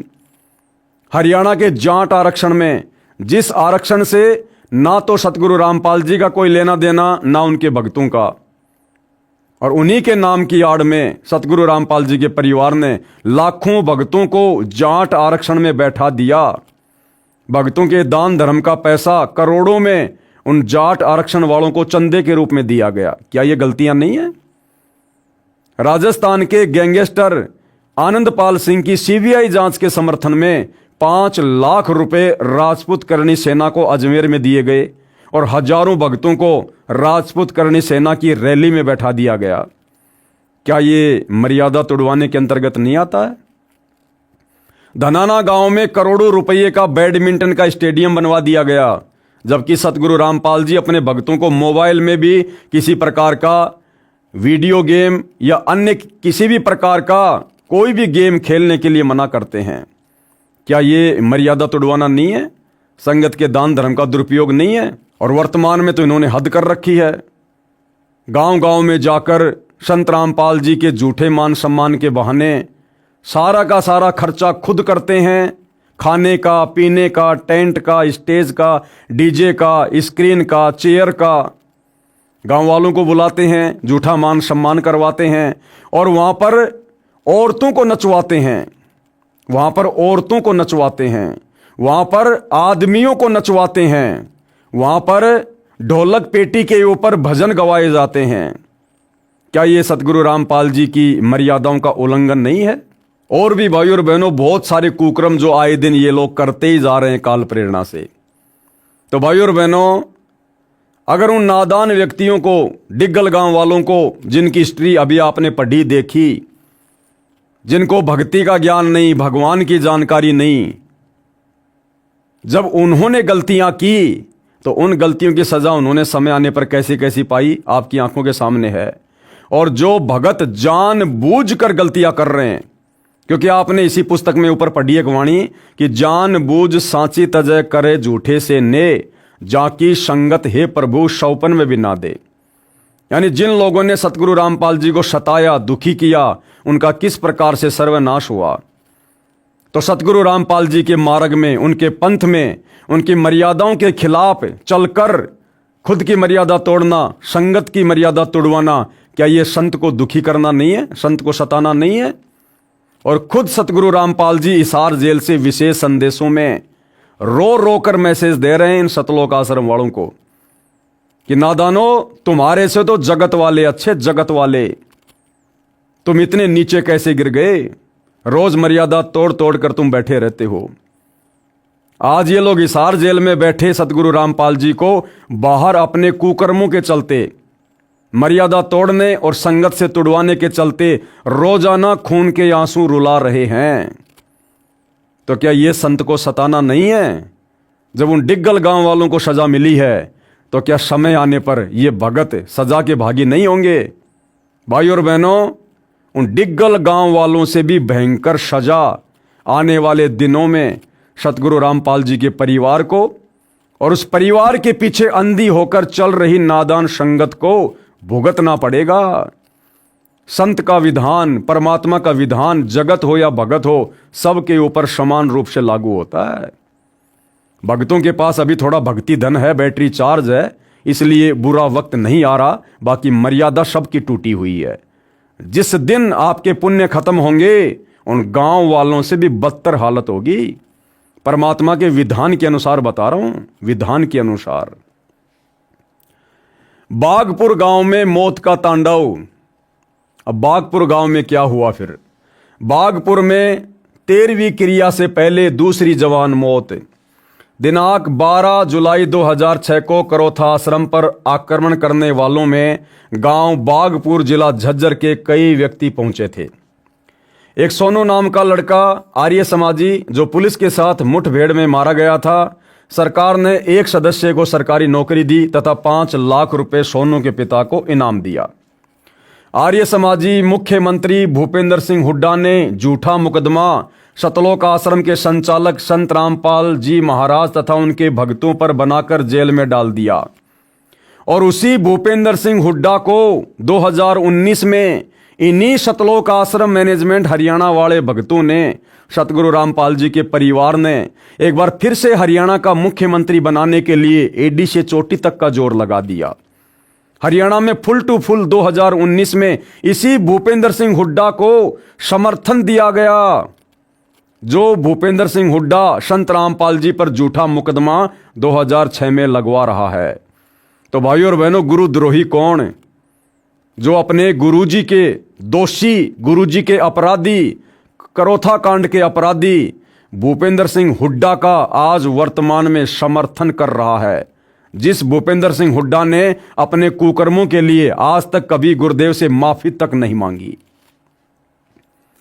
आर्य समाजी मुख्यमंत्री भूपेंद्र सिंह हुड्डा ने झूठा मुकदमा सतलोक आश्रम के संचालक संत रामपाल जी महाराज तथा उनके भक्तों पर बनाकर जेल में डाल दिया। रोहतक पेशी पर संत रामपाल जी महाराज के दर्शन करने आने वाले भक्तों को गांव डिगल करोथा तथा गांव बागपुर के व्यक्तियों द्वारा बेरहमी से पीटा जाता है। और जब संत रामपाल जी के भगत अपनी तारीखों पर कोर्ट में जाते हैं या जाते थे तो ये गांव वाले लोग उनको पीटा करते थे। और इसकी सजा फिर आगे चल के इनको क्या मिली होगी, लेखक आगे क्या बता रहा है।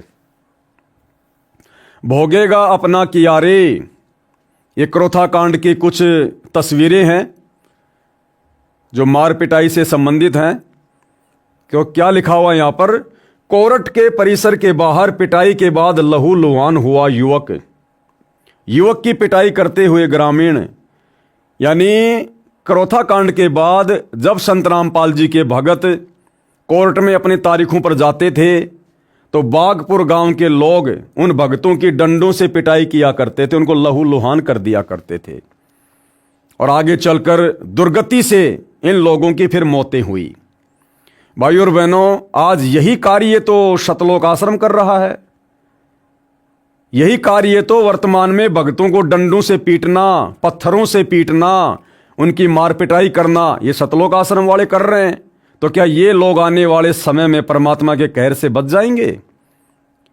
मैं पवन दास, सतगुरु रामपाल जी का अदना सा शिष्य, 2014 बरवाला कांड के बाद जिस प्रकार से सतलोक आश्रम वालों ने सतगुरु रामपाल जी के भक्ति विधान को तोड़कर और सांसारिक लोगों के साथ मिलकर, राजनेताओं के साथ मिलकर जो भक्ति विरुद्ध कर्म करने शुरू किए, संगत की मर्यादाएं तोड़वानी शुरू की, तो मेरे साथ मेरे कुछ भगत भाई बहनों ने और मैंने संगत को जगाने के लिए वीडियो बनाने शुरू किए। और पिछले 10 वर्षों से हमारा ये संघर्ष इन सतलोक आश्रम वालों से चल रहा है। मुझ पवन दास के ऊपर 4 झूठे मुकदमे सतलोक आश्रम वालों ने लगा दिए। और मैं पवन दास जब 12 अगस्त 2025 को अपनी पेशी पर हिसार कोर्ट में गया, साथ में जयपुर से 2 भगत मेरे साथ थे, तो इन्हीं सतलोक आश्रम वालों ने, सतलोक आश्रम धनाना वालों ने, चांद राठी जो कि सतलोक आश्रम का मीडिया प्रभारी है, उसने अपने गुंडे भेजे, बसंत सैनी और कुछ भक्तों को जो 10-12 की संख्या में थे, गाड़ी में आए थे। और हिसार कोर्ट के बाहर जयपुर से जो 2 भगत मेरे साथ गए थे तारीख पर, भगत मुकेश दास, भगत मनोज दास, उन दोनों की इन लोगों ने किस प्रकार से बेरहमी से पिटाई की हिसार कोर्ट के बाहर पेट्रोल पंप पर, जिसका वीडियो हमने बाद में पेट्रोल पंप वालों से लिया, जो वीडियो आप जी देख रहे हैं। तो ये सारनाम प्राप्त भगत सतलोक आश्रम धनाना वाले, ये बसंत सैनी गांव गांद्रा जिला रोहतक वाला, जो अपने कुछ अन्य साथियों के साथ, जो कि सारे के सारे भगत हैं, और हम हिसार की तारीख पर गए लोगों को किस प्रकार से बेरहमी से पीट रहे हैं। तो क्या भाई समय आने पर इन लोगों के साथ इंसाफ नहीं होगा? क्या इन लोगों ने अपने किए कर्मों का भोग नहीं भोगना होगा? अरे गांव वालों के पास में तो पुण्य नहीं थे, भक्ति नहीं थी, इसलिए उनका सर्वनाश जल्दी हो गया। और भगत होकर, जानबूझकर सांची तजकर और अपने गुरु की मान मर्यादाओं की धज्जियां उड़ाते हुए अपने ही निर्दोष गुरु भाइयों को इस प्रकार से पीटने वाले, मारने वाले, क्या ये परमात्मा के कहर से बचेंगे? हम इनको कोई बद्दुआ नहीं देते, ना हम दे सकते परमात्मा के विधान अनुसार। लेकिन भाई और बहनों, परमात्मा का विधान है, भोगेगा अपना किया रे। इससे पहले जयपुर में मुझ पवन दास के घर में घुसकर सतलोक आश्रम के गुंडों ने, जिनमें सतलोक आश्रम का जो वर्ल्ड कोऑर्डिनेटर है देशराज मान दिल्ली वाला, जो उत्तर प्रदेश में श्यामली आश्रम का संचालक है, एक प्रवेश नाम का लड़का दिल्ली से, और यही बसंत सैनी और इसके साथ में 5-7 लोग और, ये सभी लोग जयपुर में मुझ पवन दास के घर पर आते हैं। मैंने अपना भगत भाई समझकर इनके लिए नाश्ते पानी का इंतजाम करवाया बच्चों को बोलकर। इन्होंने अचानक से हमारे ऊपर हमला बोल दिया, बच्चों को रसोई में धक्का देकर बंद कर दिया, बोले अगर आवाज़ की तो जान से मार देंगे। और मुझ पवन दास को आप देख रहे हैं किस प्रकार से इन्होंने लट्ठों से मारा, पूरा शरीर इन्होंने लाल कर दिया। वो तो गुरुदेव भगवान की रजा थी, जो दास को कोई विशेष नुकसान नहीं हुआ, अन्यथा अपनी तरफ से ये लोग मुझे जानवर की तरह मार कर गए थे। तो क्या समय आने पर भाई और बहनों इनका इंसाफ नहीं होगा? क्या अपने किए कर्मों का भोग ये लोग नहीं भोगेंगे? उससे पहले 2016 में मैं पवन दास मध्य प्रदेश में गया हुआ था, संगत के बीच में बैठा हुआ था, बरवाला कांड के विषय में भाई बहनों को बता रहा था। उसी समय मध्य प्रदेश का स्टेट कोऑर्डिनेटर विष्णु साहू अपने 10-12 साथियों के साथ गाड़ी भरकर हथियारों समेत आता है और किस प्रकार से मुझ पवन दास को सारे मिलकर लट्ठों से मार रहे हैं। क्या इससे परमात्मा खुश होता है, प्रसन्न होता है? क्या समय आने पर परमात्मा के भक्ति विधान से परिचित ये भगत भाई अपने किए कर्मों का भोग नहीं भोगेंगे? अवश्य भोगना पड़ेगा, अवश्य। ये परमात्मा का विधान है। परमात्मा के घर देर है, अंधेर नहीं है। तो किस प्रकार से जो भगत भाई थे, जो क्रोथा कांड के बाद रोहतक में कोर्ट में तारीखों पर जाया करते थे और आसपास के गांव वाले किस प्रकार से उनकी पिटाई किया करते थे, आज ये सतलोक आश्रम वाले पुस्तकें बना बना के दिखा रहे हैं। क्या आने वाले समय में जो वीडियो तुम सतलोक आश्रम वालों के कुकर्मों के बन चुके हैं, मार पिटाई के बन चुके हैं, झूठे मुकदमों के बन चुके हैं, क्या देश और दुनिया नहीं देखा करेगी? क्या देश और दुनिया तुम्हें नहीं धिक्कारा करेगी? जिस प्रकार से आज भगत भाई इन लोगों को धिक्कार रहे हैं, तो भाई भोगेगा अपना किया रे, कर्म फल भोगना पड़ता है। ये अखबार की न्यूज है। हरिभूमि रोहतक मंगलवार 1 अगस्त 2006। रामपाल के अनुयायियों को धुना, जो तारीख पर जाया करते थे, किस प्रकार से गांव वाले उनकी पिटाई कर रहे हैं, ये देखिएगा। फिर हुई रामपाल के समर्थक की धुनाई। इस पाप कर्म का फल इन गांव वालों को मिला जो इस प्रकार है। लेखक कह रहा है कि संत रामपाल जी के भक्तों को मारने का, पीटने का जो फल है, आगे चलकर उन बागपुर गांव वालों को भी भुगतना पड़ा, जो इस प्रकार है। दिनांक 4/11/2010 के दैनिक भास्कर समाचार पत्र में छपा कि गांव बागपुर में 1 वर्ष में 100 से ज्यादा जवान मौत हो चुकी हैं। किसी साधु संत तथा झाड़ फूक वाले के बताए अनुसार 7 दिन की भी 13वीं करके देख ली, फिर भी 7 दिन के अंदर अन्य युवक की मौत हो गई। पाप बढ़ जाने के कारण सर्व जंतर मंत्र असफल हो जाते हैं। तो भाई गांव वालों के पास में तो भक्ति नहीं थी, वो संत रामपाल जी के भगत नहीं थे, जिस कारण से उनके पाप कर्म जल्दी उजागर हो गए और उनका सर्वनाश हो गया। सतलोक आश्रम से जुड़े भक्तों के पास जो अपने गुरु भाई बहनों को लठों से मारते हैं, डंडों से मारते हैं, लात घूंसों से मारते हैं, हम सत्सेवकों पर झूठे मुकदमे लगाते हैं, हमें परेशान करते हैं। भाई तुम्हारे पास अभी थोड़ी भक्ति शेष है, क्योंकि तुम काफी समय से भक्ति कर रहे हो, लेकिन वर्तमान में मर्यादा किसी की नहीं है, सारे के सारे पंचर हो। और संत के भक्तों के साथ पंगा, यानी भक्ति का जल्दी सर्वनाश होना, बड़ा पंचर लगना, आने वाले समय में क्या होगा? हम तो यही प्रार्थना करेंगे कि परमात्मा तुम्हें सद्बुद्धि दे और आप सतलोक आश्रम वाले नाक रगड़ रगड़ के सतगुरु रामपाल जी से 2014 बरवाला कांड और उसके बाद से लेकर वर्तमान समय तक जो कुकर्म कर रहे हो, सारी संगत की मर्यादा तुड़वा चुके हो, माफी मांग लो, अन्यथा भाई और बहनों दुर्गति ज्यादा दूर नहीं है। बागपुर गांव में मौत का तांडव। कृपया पढ़ें दैनिक भास्कर समाचार पत्र की फोटोकॉपी दिनांक 4/11/2010 की। दैनिक भास्कर, मौत के डर से बागपुर में नहीं मनेगी दिवाली, हवन करके टालना चाहते हैं बुरी बलाएं।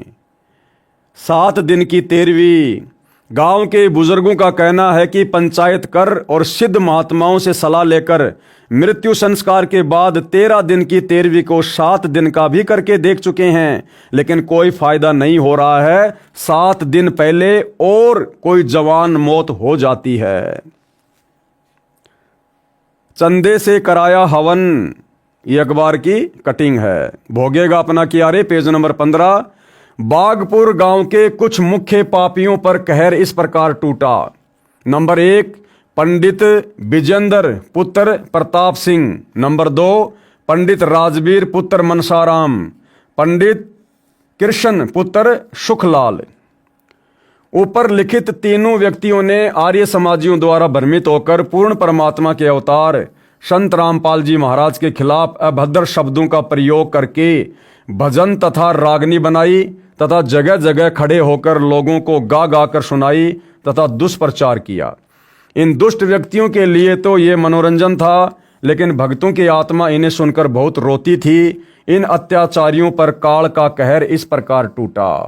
आश्रम वाले कह रहे हैं कि उन गांव वालों ने रागनियां बना बनाकर मनोरंजन के मकसद से संत रामपाल जी के खिलाफ अभद्र शब्दों का प्रयोग करते हुए लोगों को सुना सुनाकर मनोरंजन बना लिया। उन लोगों के लिए तो वो मनोरंजन था, लेकिन भक्तों की आत्मा रोया करती थी। ठीक इसी प्रकार भाई और बहनों, वर्तमान में सतगुरु रामपाल जी की गैर हाजिरी में ये सतलोक आश्रम वाले, सतगुरु रामपाल जी के परिवार वाले इसी प्रकार से धर्म को धंधा बनाकर मनोरंजन कर रहे हैं।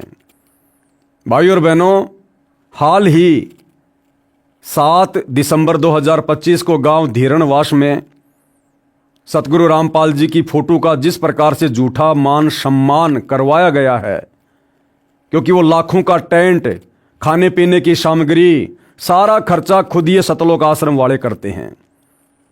उस धीरणवास के झूठे मान सम्मान के कार्यक्रम में भाई और बहनों, सतगुरु रामपाल जी के शब्दों पर इन लोगों ने ढोलक पेटी के साथ में लोगों को नचवा दिया। वहां पर एक प्रकार से भांडगिरी शुरू करवा दी, भांडगिरी। क्या इससे भक्तों की आत्मा दुखी नहीं होती? क्या इससे संत रामपाल जी की आत्मा दुखी नहीं होती? दिल्ली के एक कार्यक्रम में हाल ही 9 दिसंबर 2025 को दिल्ली में एक कार्यक्रम आयोजित किया गया, भारत गौरव अवार्ड।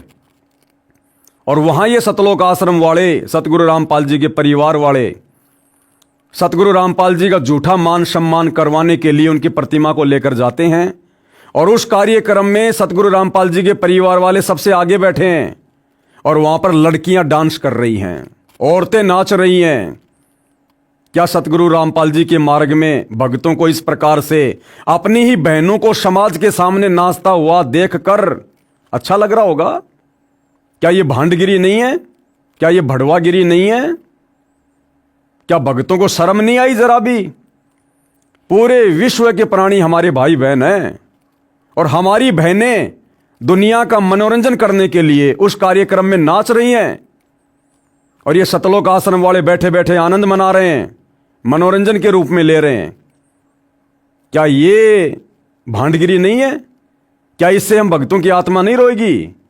क्या सतगुरु रामपाल जी खुश होंगे इस भांडगिरी के प्रोग्राम को देखकर? तो जिस प्रकार से वो गांव वाले रागनियां बना बनाकर और लोगों का मनोरंजन किया करते थे, संतों के खिलाफ अभद्र शब्दों का प्रयोग करके, ठीक उसी प्रकार आज आप सतलोक आश्रम वाले संत रामपाल जी की गैर हाजिरी में काल प्रेरणा से उनके मार्ग को धार्मिक धंधा बनाकर जो गंदगी फैला रहे हैं, लड़कियों को नचा रहे हैं कार्यक्रमों में, लड़कों को नचा रहे हैं। संत रामपाल जी का एक शब्द है, जय बोलो बंदी छोड़ की, तो मिलकर संगत सारी जय बोलो बंदी छोड़ की। ये गाना जगत वाले लोगों से गवाया जा रहा ढोलक पेटी पर म्यूजिक के साथ में। क्या इससे भगत बड़े प्रसन्न होंगे? हाँ, वो भगत प्रसन्न हो सकते हैं जो काल प्रेरित हैं, जो सतगुरु रामपाल जी के भक्ति विधान से अपरिचित हैं। लेकिन अगर पूछा जाए उन भक्तों से जो सतगुरु रामपाल जी की सत भक्ति कर रहे हैं, मर्यादा में रहकर, इस मार्ग को समझकर, ज्ञान को आधार बनाकर, क्या उनकी आत्मा दुखी नहीं हुई? क्या हिसार जेल में बैठे अंतर्यामी सतगुरु रामपाल जी की आत्मा दुखी नहीं हुई? तो क्या आने वाले समय में कर्मों की सजा आप सतलोक आश्रम वालों को नहीं भोगनी पड़ेगी? अरे तुमने भी तो वही सारे कुकर्म कर दिए जो कुकर्म उस समय उन नादान गांव वालों ने किए। जब उन्होंने समय आने पर सजा पाई तो तुम्हारी सजा परमात्मा कैसे टाल देगा भाई? परमात्मा तो निष्पक्ष होकर सबके कर्मों का भोग देता है। वो तो समदृष्टि है, भेदभाव नहीं करता, पक्षपात परमात्मा नहीं करता। लेकिन फिलहाल तुम्हारे पास में पुण्य है, लेकिन वर्तमान में मर्यादा नहीं है। जिस दिन पाप कर्मों का दौर शुरू होगा, समझ में नहीं आएगी कि हमारे साथ आखिर ये हो क्या रहा है। पंडित विजेंद्र पुत्र प्रताप सिंह, इस व्यक्ति को इसके गलत कर्मों की क्या सजा मिली? इस व्यक्ति के 2 पुत्र मृत्यु को प्राप्त हुए। बड़ा लड़का उम्र 12 साल रोड दुर्घटना में तथा छोटा लड़का उम्र 9 साल बीमारी से तड़फ तड़प कर मृत्यु को प्राप्त हुआ। दूसरा पंडित राजवीर पुत्र मनसाराम, इस व्यक्ति के परिवार में क्या दुर्घटना घटी? इस व्यक्ति से काल ने अपनी ही चाची की हत्या करवाई, जिस कारण आपसी रंजिश भी हो गई तथा 302 का मुकदमा बना और जेल जाना पड़ा। इस कारण घर की आर्थिक स्थिति खराब हो गई और इसी कारण अपनी जमीन बेचनी पड़ी। नंबर 3 कृष्ण पुत्र सुखलाल, ये व्यक्ति एक्स सर्विसमैन था, अपना घर परिवार ठीक ठाक चला रहा था, लेकिन इसने आर्य समाजियों द्वारा भ्रमित होकर पूर्ण परमात्मा के अवतार परम कृपया पात्र संत रामपाल जी महाराज तथा भक्तों के खिलाफ दुष्प्रचार करके अपने कर्म बिगाड़ लिए। इस कारण घर में कलह होने लगी। परेशान होकर इस व्यक्ति ने जहर खाकर आत्महत्या कर ली। घर में एक ही सदस्य कमाने वाला हो और वही ना रहे तो उस घर पर क्या बीतती है, ये सभी जानते हैं। नंबर 4, सोनू पुत्र बलवान सिंह। प्रत्यक्ष दृष्टाओं का यह भी कहना है कि सोनू सन 2006 के करोथा कांड में आर्य समाजियों का हितैषी था तथा उन्हीं की गोली का शिकार हुआ। ब्रह्मानंद आपराधिक प्रवृत्ति का इंसान है और आचार्य बलदेव का शिष्य है। इन दुष्ट व्यक्तियों का उद्देश्य भी किसी की मौत से पूरा होना था। आर्य समाजी मारना तो आश्रम के भक्तों को चाहते थे, लेकिन पूर्ण परमात्मा की शक्ति के आगे ये सफल नहीं हो पाए। अंततः ब्रह्मानंद ने अपने ही सहयोगी सोनू को मारना पड़ा ताकि संत रामपाल जी महाराज पर 302 का मुकदमा बनवा सके, जो सरकार के साथ पहले से तय प्रोग्राम था। इसके बाद सरकार की मिली भगत से सोनू के पिता बलवान सिंह को 5 लाख रुपए आर्थिक सहायता तथा मुंह बंद रखने के लिए सोनू के बड़े भाई को सरकारी नौकरी दी और साथ में धमकी दी कि सोनू की मौत का अगर जिक्र भी किया तो हम नौकरी दिलवा सकते हैं, तो इसे छुटवा भी सकते हैं। सरकार का नौकरी देने का मकसद था कि कत्ल की जांच ना हो। सरकार द्वारा जो आर्थिक मदद हुई थी वह आर्य समाजियों ने यह कहकर कि बाद में इस गेट का सारा खर्च आर्य प्रतिनिधि सभा दे देगी। बलवान द्वारा गांव बागपुर के मुख्य रास्ते पर सोनू द्वार बनवा दिया।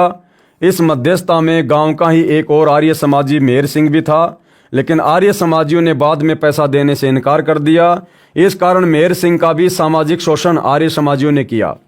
मेहर सिंह तथा तेजबीर पर पहले भी गांव वालों ने आरोप लगाया था कि तुमने सोनू को मरवा दिया। इस कारण मेहर सिंह परेशान रहने लगा और आखिर हृदय गति रुकने से उसकी मौत हो गई। इसके बाद आर्य समाजियों का सारा दबाव बलवान पर आ गया, जिसके लड़के की मौत हुई थी। 5 लाख रुपए मिले थे, कुछ पैसा गेट निर्माण पर लग गया। ऊपर से आर्य समाजियों का दबाव था कि यहाँ आदमियों की गाड़ियां भरकर लाओ, कल वहां जाओ। 12 मई सन 2013 वाले कांड में भी आर्य समाजियों ने बलवान पर दबाव बनाया कि यहाँ हथियारों तथा गुंडों पर बहुत खर्च हो रहा है, इसमें सहयोग करो। तात्पर्य है कि जो 5 लाख रुपए प्राप्त हुए थे आचार्यों ने सर्व खर्च करा दिए। इसी दबाव में बलवान भी परेशान रहने लगा। अंततः अप्रैल 2014 में उसका भी हृदय गति रुकने से देहांत हो गया। चांद सिंह पुत्र दीपचंद, इसके परिवार पर क्या कहर टूटा। ये व्यक्ति बलवान का छोटा भाई तथा सोनू का सगा चाचा था, जिसकी बीमारी से बहुत परेशान होकर मौत हुई तथा चांद का एक लड़का भी कैंसर से पीड़ित होकर काल का ग्रास बना। मेहर सिंह पुत्र बलवंत और जयपाल पुत्र लालचंद, इन व्यक्तियों के साथ क्या गुजरी। इन व्यक्तियों ने आर्य समाजियों की भीड़ जुटाने में पूरी मदद की थी। लोगों को बहला फुसलाकर गाड़ियों में बैठाना इनका मुख्य कार्य था। इसी सहयोग के कारण इन्होंने अपने पाप कर्म बढ़ा लिए। नंबर 6, मेहर सिंह पुत्र बलवंत सिंह। ये व्यक्ति अपने छोटे लड़के के पास रहता था, जिसका नाम विजेंद्र है। उसका एक्सीडेंट में पैर टूटा तथा उसके पास एक ही लड़का था, वो भी काल का ग्रास बन गया और खुद मेहर सिंह की भी हृदय गति रुकने से यानी हार्ट अटैक से मौत हो गई। नंबर 7, जयपाल पुत्र लालचंद। ये व्यक्ति आर्य समाजियों का पूर्ण रूप से सहयोगी है। इसके लड़के को सन 2006 के करोथा कांड में गोली भी लगी थी। इसकी पत्नी को कैंसर का रोग हो गया तथा इसी में इसके पिताजी की भी मौत हो गई और ये खुद नशे का आदी हो गया। इन्हीं की एक छोटी बहन है जो उस समय गांव बागपुर में किसी के पास रहती थी। उस लड़की का नाम काले है, जो इसी माहौल में रहकर गुरुदेव के खिलाफ गलत बयानबाजी करने लगी। इस लड़की पर ऐसा कहर टूटा जो बहुत दिल दहलाने वाला है। इसके 2 बच्चे, एक लड़का तथा एक लड़की थी। लड़का हरियाणा पुलिस में लगा हुआ था। दोनों की ही रोड दुर्घटना में मृत्यु हो गई। इस लड़की का घरवाला पहले काल का ही ग्रास बन चुका था। अब यह लड़की परिवार के 4 सदस्यों में अकेली बची हुई थी। नंबर 9, नसीब पुत्र सतबीर सिंह। ये लड़का भी विरोध करने में अग्रणी था। ये भी पूर्ण परमात्मा के खिलाफ बोलता था। इस पर भी काल का कहर टूटा तथा 302 के मुकदमे के विरोध में जेल जाना पड़ा। आर्य समाजी आचार्य बलदेव विजयपाल सतवीर शास्त्री तथा अन्य 12 मई 2013 को पुनः सतलोक आश्रम पर आक्रमण करने में सहयोग देने के लिए गांव बागपुर में गए तथा गांव इकट्ठा किया और अपना घटिया मनसूबा बताया तो बागपुर की पंचायत ने कहा कि हम तो उसी दिन को पछता रहे हैं जब 12 जुलाई 2006 को तुम्हें सच्चा व्यक्ति जानकर गांव से कई गाड़ियां भरकर आदमी लड़ाई के लिए भेजे थे।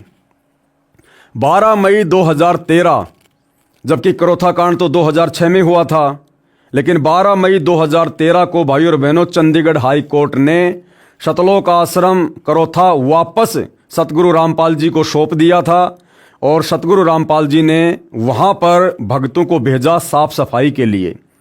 लेकिन आर्य समाजियों ने विरोध करना शुरू कर दिया और उसी सिलसिले में फिर आर्य समाज के प्रतिनिधियों ने आचार्यों ने गांव वालों को बरगलाना शुरू किया कि हमने फिर से इकट्ठा होकर सतलोक आश्रम करोथा पर आक्रमण करना है।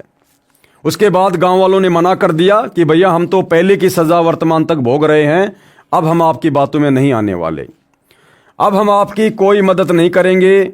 गांव बागपुर के व्यक्तियों से भी कह दिया कि यदि कोई इनकी मदद करेगा और मारा गया तो गांव उसका साथ नहीं देगा। वहां से ये आर्य समाजी दुष्ट आचार्य अपना समूह लेकर लौटे। इसी गांव बागपुर में हो रहे कहर का सर्वे हाल लिखें तो एक अलग से पुस्तक बन जाए, इसलिए बुद्धिमान व्यक्ति को संकेत ही पर्याप्त होता है। तो भाई और बहनों 2006 का करोथा कांड और उस करोथा कांड में संत को सताने में और संत के भक्तों को सताने में जिस प्रकार से लोगों ने अपनी अपनी भूमिका निभाई और आगे चलकर किस प्रकार से अपने कर्मों का फल भोगा, ये आप भाई बहनों से बिल्कुल भी छुपा हुआ नहीं है। इस पुस्तक के माध्यम से धीरे धीरे सार्वजनिक हो रहा है। ठीक इसी प्रकार भाई और बहनों परमात्मा का विधान सर्व के ऊपर अटल है और सतलोक आश्रम मैनेजमेंट हरियाणा ने खुद सतगुरु रामपाल जी के परिवार ने जो सन 2014 बरवाला कांड का मुख्य दोषी है, अन्यथा ये लोग बताते क्यों नहीं कि बरवाला कांड 2014 का दोषी कौन है। इन्होंने खुद ही मनमाने कार्य करके परमात्मा के विधान को तोड़ के अहंकार में चूर होकर राष्ट्रीय समाज सेवा समिति जैसा संगठन बनाकर संत रामपाल जी के बोले वाले भक्तों को काले कपड़े पहनाकर कमांडो बनाकर उनके हाथों में हथियार देकर लठ देकर पत्थर देकर पेट्रोल बम देकर प्रशासन के सामने खड़ा कर दिया मरने और मारने के लिए और झूठा आदेश बता दिया संत रामपाल जी का कि गुरुजी चंडीगढ़ की तारीख पर नहीं जाना चाहते हैं, इसलिए हमने किसी भी हाल में पुलिस को आश्रम के अंदर आने से रोकना है और यदि आज किसी भगत की मौत हो गई तो वो सीधा सतलोक जाएगा। यहां तक झूठ इन आश्रम वालों ने फैलाया और किस किस प्रकार के झूठे बयान बरवाला कांड के समय सतलोक आश्रम के मीडिया प्रभारी लोगों के द्वारा दिए गए। यदि आपको दास वो सारे बयान सुनाने लगे तो भाई और बहनों 1 घंटा बीत जाएगा। 1 घंटा कैसे बेहुदे बयान बिना सिर पैर के इंटरव्यू इन लोगों ने बरवाला कांड के समय दिया। सतगुरु रामपाल जी का छोटा भाई महेंद्र सरेआम वहां पर मीडिया के सामने झूठ बोल रहा है कि संत रामपाल जी सतलोक आश्रम बरवाड़ा में नहीं है, हमने उनको परसों ही बाहर हॉस्पिटल में शिफ्ट कर दिया। क्या आवश्यकता थी इतना बड़ा झूठ बोलने की, जबकि 2 दिन बाद दुनिया ने देखा कि संत रामपाल जी उसी सतलोक आश्रम से अरेस्ट हुए हैं। हमारे साथ संत रामपाल जी के भाई महेंद्र दास भी मौजूद हैं। इनसे जानेंगे महेंद्र दास जी, अचानक से हालात काफी बिगड़ते नजर आ रहे हैं, तो ऐसे तो काफी नुकसान होने की आशंका है। ऐसा हम तो शांतिपूर्ण तरीके से बैठे हैं, अपने आश्रम के अंदर हैं और ये बल प्रयोग करना चाहते हैं, हमें नाजायज तंग कर रहे हैं। लेकिन आश्रम के लोग भी जैसे टकराव की स्थिति में नजर आ रहे हैं, तो क्या कोई बीच का रास्ता नहीं निकल सकता? बीच का तो यही है कि माननीय न्यायाधीश को चाहिए कि अपने पर विचार करे।